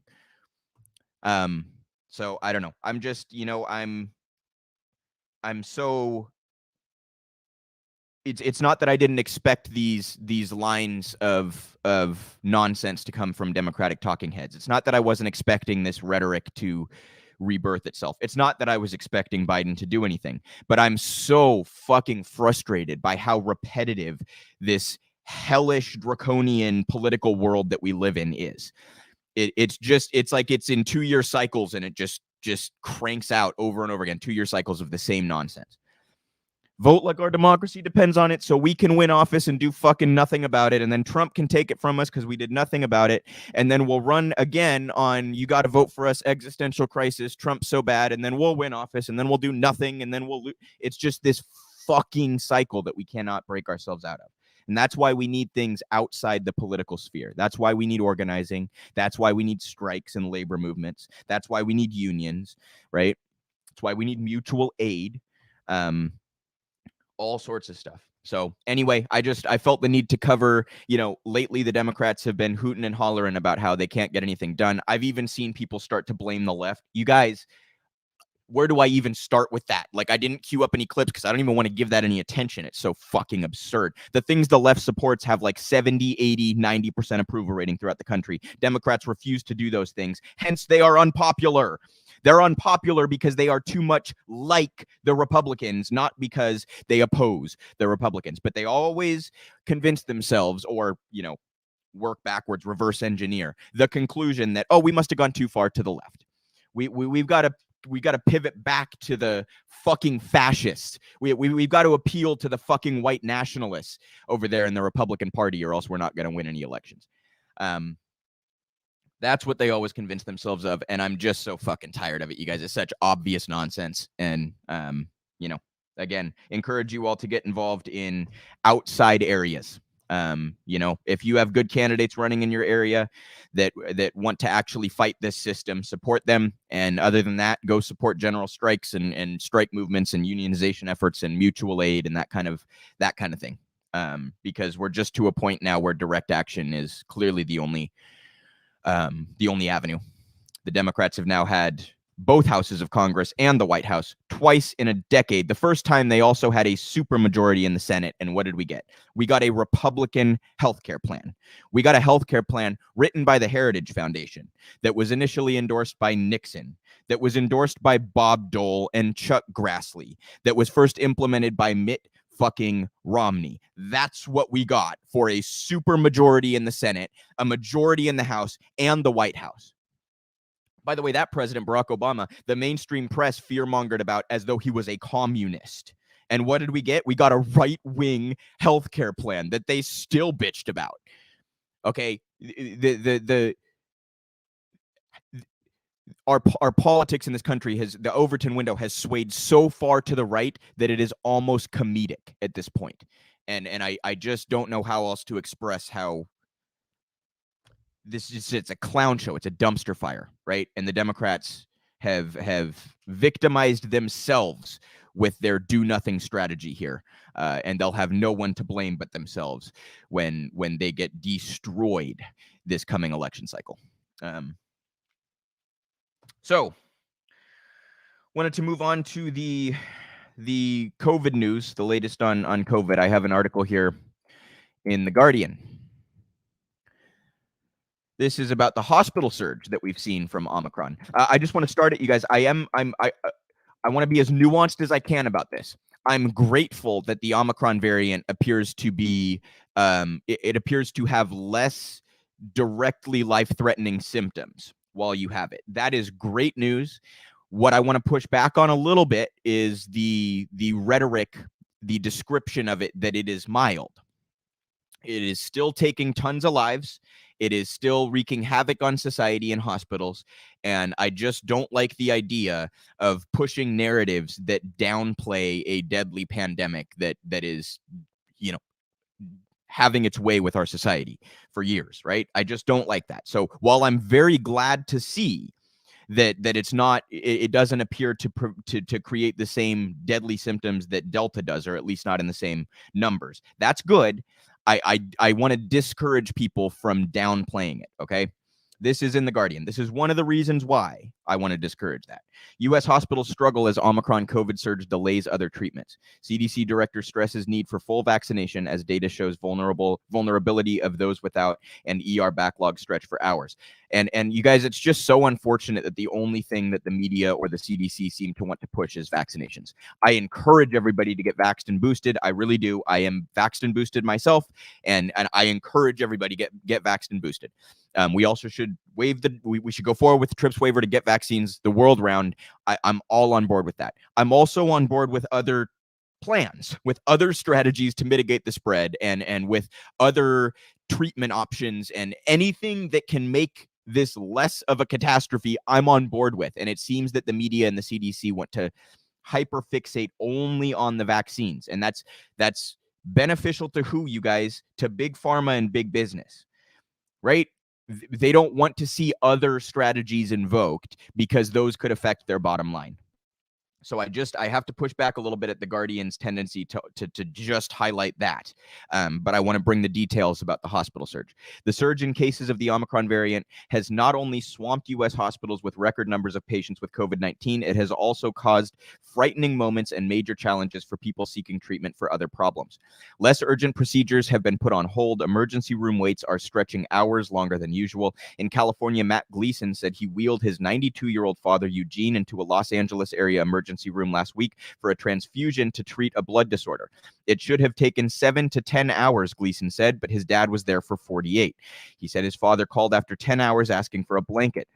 Quote, he told me later, I just assumed they forgot about me. Gleason, 57, told the Associated Press, and yet he wasn't the only person in that room. There were dozens. Gleason added, I'm not begrudging the hospital at all. They did a great job. An average of more than 144,000 people were in hospital in the U.S. With COVID as of Tuesday, the highest level on record, according to the Centers for Disease Control and Prevention. Hospitals in states such as New York and Connecticut that experienced early Omicron surges are starting to see an easing of the load, but many others are overwhelmed. An independent project by the University of Minnesota shows COVID patients taking up an overwhelming majority of beds in some communities. In Jefferson, West Virginia, Orange, Indiana, Columbia, Pennsylvania, and Pender, North Carolina, COVID patients account for more than 70% of all hospital admissions. Vaccines appear to be holding up well. A study released on Friday by the CDC showed the Pfizer and Moderna shots provided 94% protection against urgent care and hospital visits for people with a booster dose. Data published on Thursday by the CDC showed unvaccinated people between 50 and 64 years old were 44 times more likely to be hospitalized compared to people fully vaccinated and with a booster dose. The figure rose to 49 times more likely to be hospitalized if the unvaccinated were older than 65. At a White House briefing, CDC Chief Rochelle Walensky said the data here show the protection provided by vaccines and the importance of being up to date on your COVID vaccination, which for tens of millions of Americans means getting your booster dose. Now, again, I want to say I obviously support that, you guys. Support vaccinations. I do. Why is that the only focus? Because to talk about other strategies, which could include, remote work or keeping kids out of school or closing certain businesses or limiting the capacity of certain businesses, all of these hit the bottom line of big business. That's the difference. And that's why the Biden administration, the CDC, and the media are so hyper-fixated on vaccines to the exclusion of other strategies that could be used to help mitigate this. So again, you guys, I'm trying to take a nuanced view here. I'm very glad that this is not as deadly of a strain or a variant, rather. I encourage you not to minimize it And I encourage you all to continue taking this seriously. And I doubt this is the last variant, by the way, so we might learn that regardless of how deadly any given variant is, it can wreak havoc on our public health infrastructure. And perhaps we could take a lesson from that as we go into future surges. So, again, you guys, I encourage everybody to take it seriously. I know it's wearing us all out. We're over 2 years into this thing, and it's just, I really genuinely get it. Believe me, you guys, I live on my own. I'm sick and fucking tired of this goddamn pandemic. I really am. That does not mean that we should start pretending everything is okay because we want to get back to normal. So I just want to encourage everybody to take it seriously. Treat the vulnerable in your community with the same dignity and respect that you would want to be treated with, or you would want a loved one to be treated with who might have, might be immunocompromised or might be elderly. Just, that's all I'm asking you guys. This is a serious fucking thing, and it's still serious regardless of big businesses' desire to end the pandemic. So that's that for Omicron. We will keep up on it going forward. But also just a quick note, and I know most of my audience supports this, but you guys, a robust universal healthcare system, a single payer system, or even better, an NHS, would have prevented a lot of the problems that we see in our public health infrastructure dealing with a virus like this. It just would have. It would have been, we would have had quicker vaccine rollouts. We would have had more beds, more ventilators to offer. You know what I mean? It would have been safer for people to be in hospitals. Less people would have been left without care, on and on and on and on and on, right? And then the reverberating effects too. Obviously, if a hospital is full, you show up with having a heart attack. If there's no fucking beds for you, there's no fucking beds for you.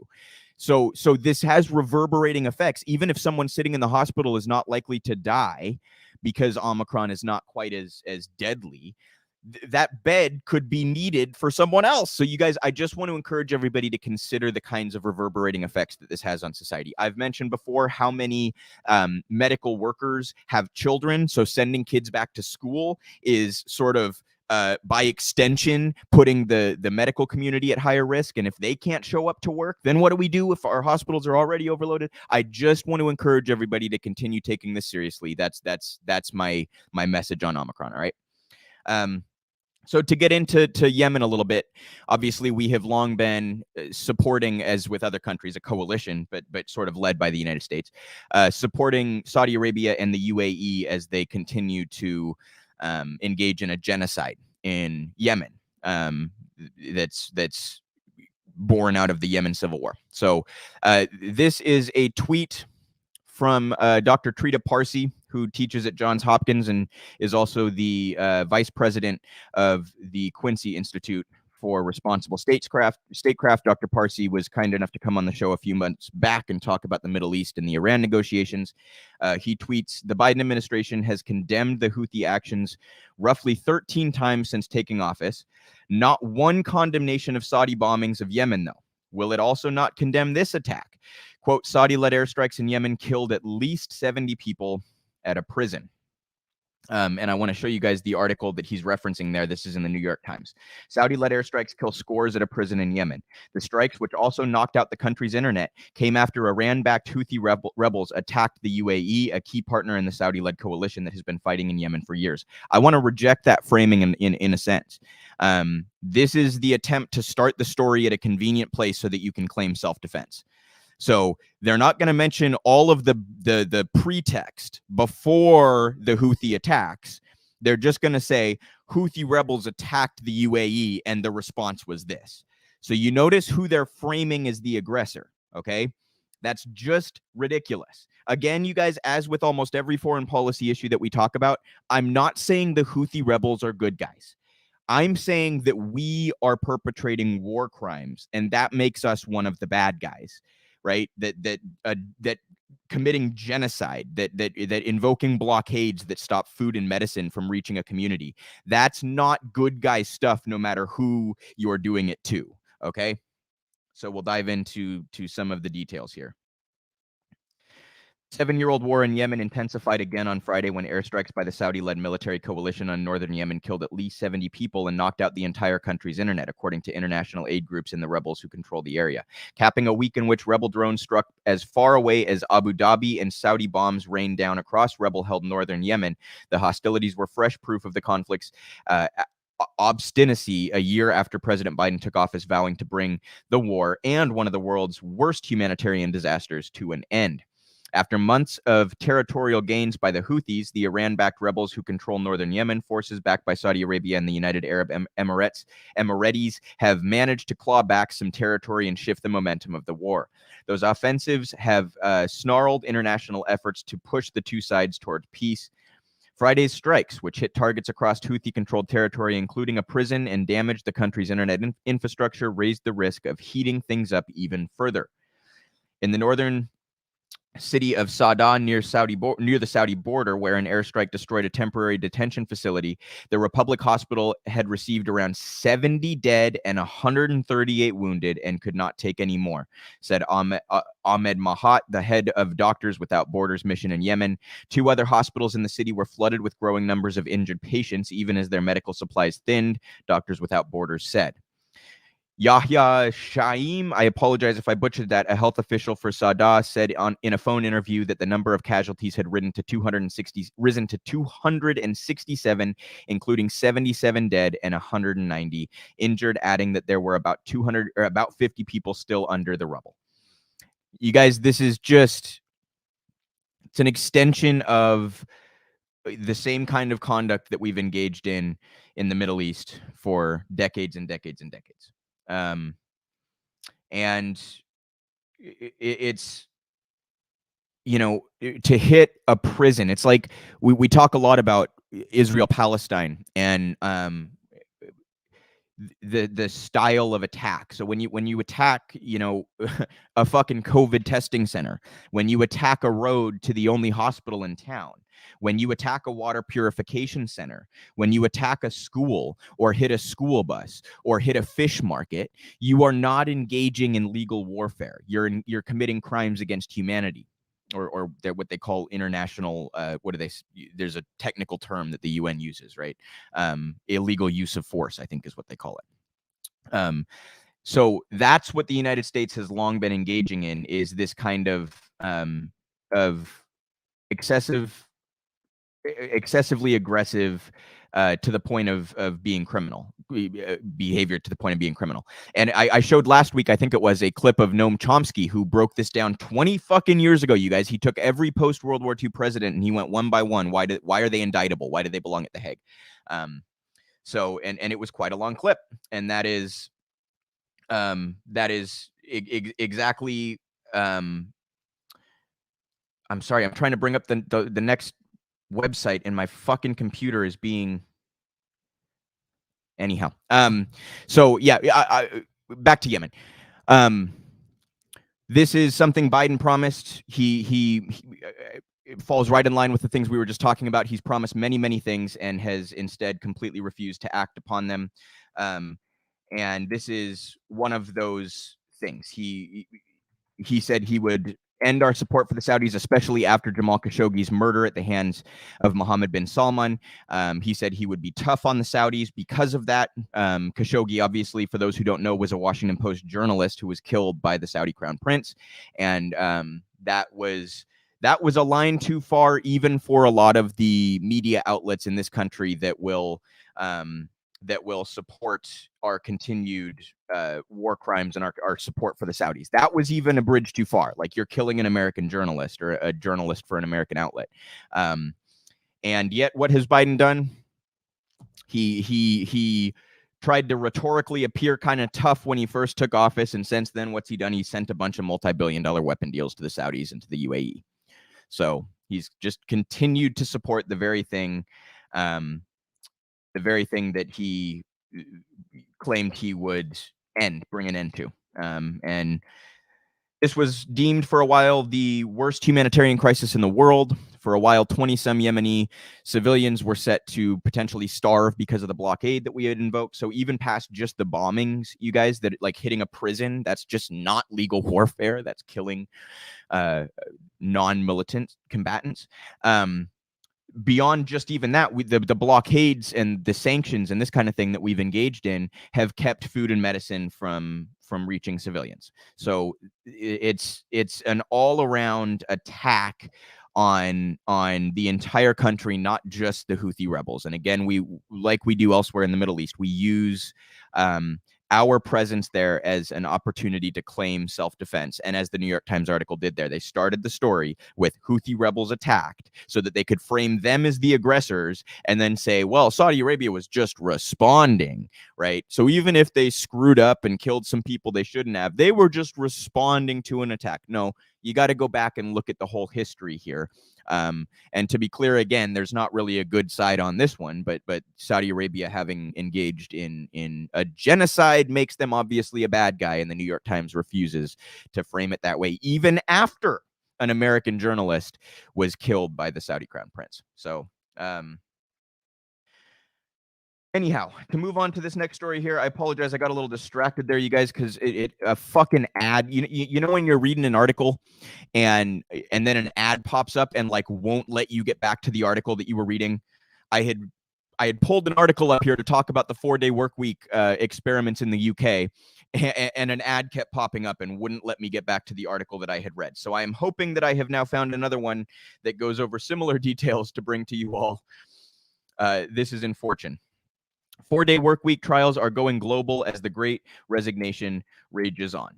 Juggling, there's another one of them, but see, that one will go away. Juggling spiking resignations, employee burnout, and the popularity of work from home policies put in place during the COVID-19 pandemic, a growing number of employers have begun to consider the idea of the 4-day work week, and companies from Unilever to Kickstarter are actively testing it.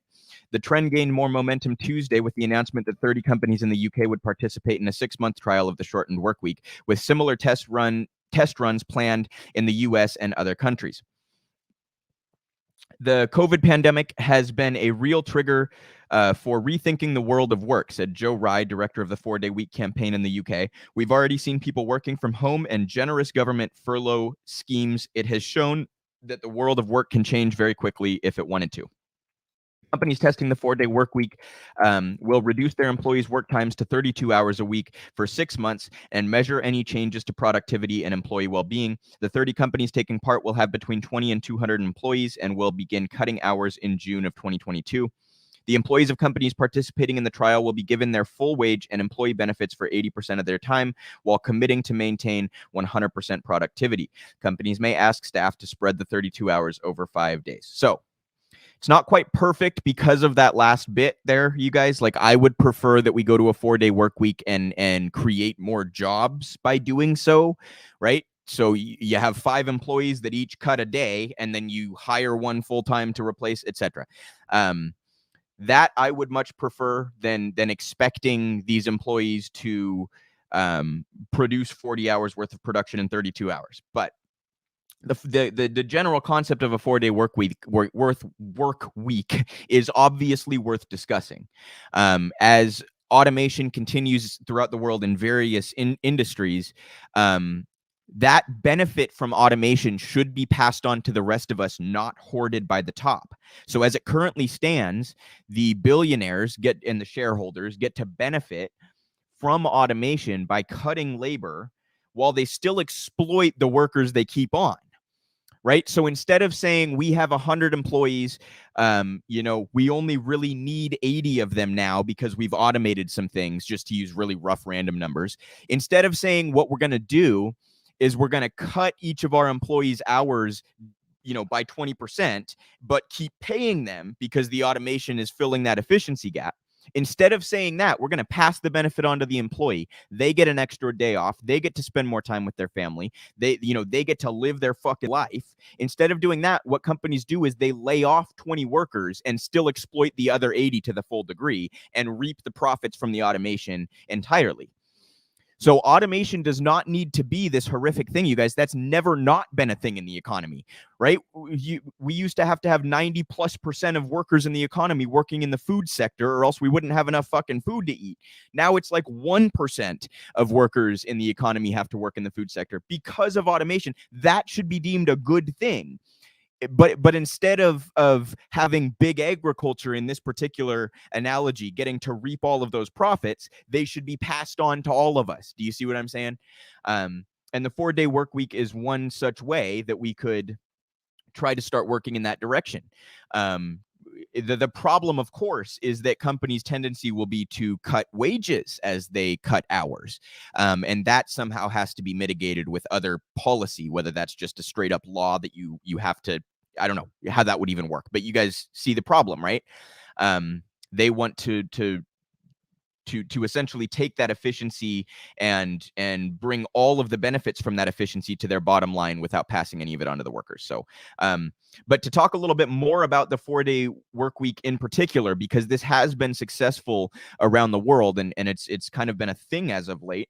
This is from July. So just to kind of show you that this has been slowly building. This is in BBC. 4-day week, an overwhelming success in Iceland. And again, this is just anecdotal. There have been a number of countries that have tried this kind of thing. Trials of a 4-day week in Iceland were an overwhelming success and led to many workers moving to shorter hours, researchers have said. The trials in which workers were paid the same amount for shorter hours took place between 2015 and 2019. Productivity remained the same or improved in the majority of workplaces, researchers said. A number of other trials are now being run across the world, including in Spain and by Unilever in New Zealand, which was mentioned in the previous article. In Iceland, the trials run by Reykjavik City Council and the national government eventually included more than 2,500 workers, which amounts to about 1% of Iceland's working population. A range of workplaces took part, including preschools, offices, social service providers, and hospitals. Many of them moved from a 40-hour week to a 35 or 36-hour week, researchers from UK think tank Autonomy and the Association for Sustainable Democracy in Iceland said. The trials led unions to renegotiate working patterns, and now 86% of Iceland's workforce have either moved to shorter hours for the same pay or will gain the right to, the researchers said. Workers reported feeling less stressed and at risk of burnout and said their health and work-life balance had improved. They also reported having more time to spend with their families, do hobbies, and complete household chores.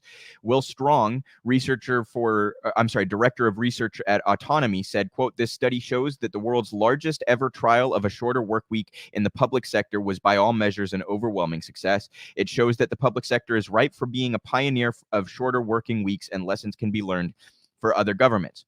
So, guys, there are a lot of, I think, misnomers around this kind of discussion. The private sector has been very, very successful at implanting certain ideas in our minds, right? We in this country, we do the meritocracy thing. We fetishize hard work, right? How many times have you seen someone boast about how they work 60 hours a week or some shit? I hustle. I work hard, this and that. And it's like you're basically bragging about having Stockholm syndrome for capitalism. It's actually really it makes me sad. It's not so much that I'm trying to come down on those people. I think they've been victimized by pop culture and the public narratives. I think the private sector has basically gotten them to take pride in handing their livelihood over to these shareholders and executives. And I think that's a really revolting, disgusting concept. And yet, unfortunately, in this country, we engage in that kind of stuff all the time. We fetishize the very things that private employers want us to, right? That make us more servile to them, that put us in a state of abjection.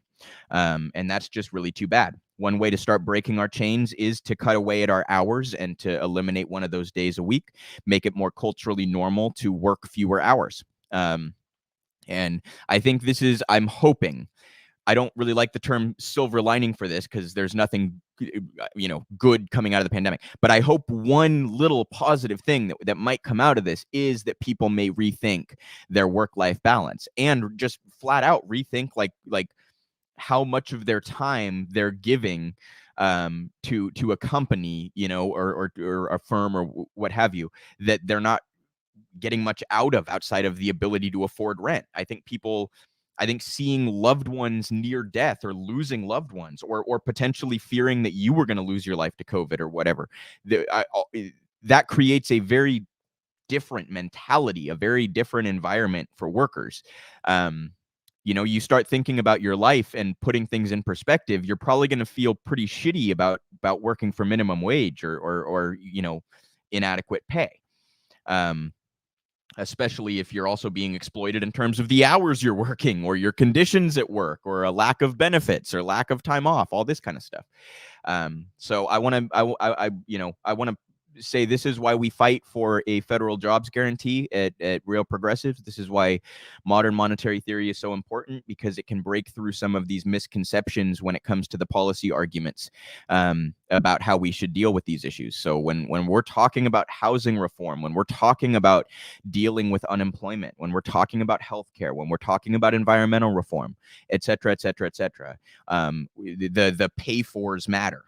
And that's why MMT is so important. A federal job guarantee, you guys, would set a floor that disallows this kind of exploitation that I've just been talking about.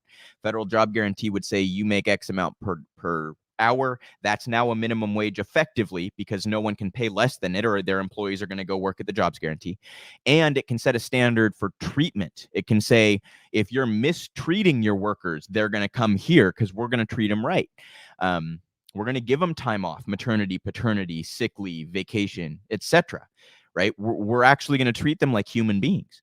And I think one step that would be fantastic is for that jobs guarantee to start at a 4-day work week at 30 hours or whatever, 32 hours, because that would it would start that movement towards it being a cultural norm to work less than 35 or 40. By the way, in this country, a lot of people work a lot more than 40. But like, that's, you know, we used to think of 40 as like full time. A lot of people work more than that, you guys, and a lot of them are salary, so they're not even getting paid for working more than that. So it just, in so many ways, we need to rethink employment and work and you know, at a systemic societal institutional level. A jobs guarantee would work in this direction. But I support these attempts to sort of prove that less work is going to be beneficial to all involved. And, you know, what's the point of working to pay rent if you can't even enjoy what you're paying for, you guys? If you don't have time to spend with your family, to engage in hobbies, to travel every now and again or whatever, like, what's the point of working to support yourself if you don't ever get to enjoy your existence?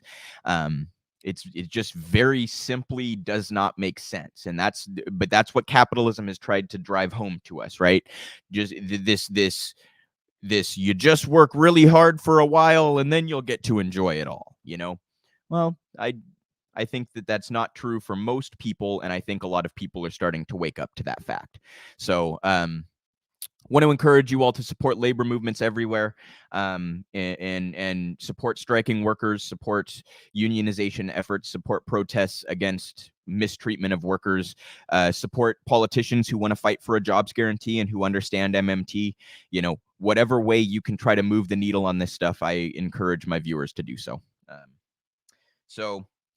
And with that, you all, I will call it a stream today. I know it was kind of a long one today. We had a couple of guests and lots of stories to get into. For those that don't know, we do clip this up into segments. So if you don't usually have 3 hours to spend with me on a Sunday, you can catch segments on individual topics throughout the week and interviews throughout the week that we go into on the live stream. Go to realprogressives.org for more information about us or to support us. realprogressives.org/donate if you're interested in helping us out. We really do appreciate it. We're a 501c3 and 501c4, and every donation helps us to engage in activism and organizing, in helping to educate the masses, in providing independent media, in working in the policy space, etc. So encourage you all to donate if you can. realprogressives.org for articles like the fantastic one we covered today with Jonathan. And don't miss any of our other shows. Our founder and CEO does the Macro and Cheese podcast on Saturdays, and also throughout the week is posting segments from his new show, The Rogue Scholar. Do not miss any of those.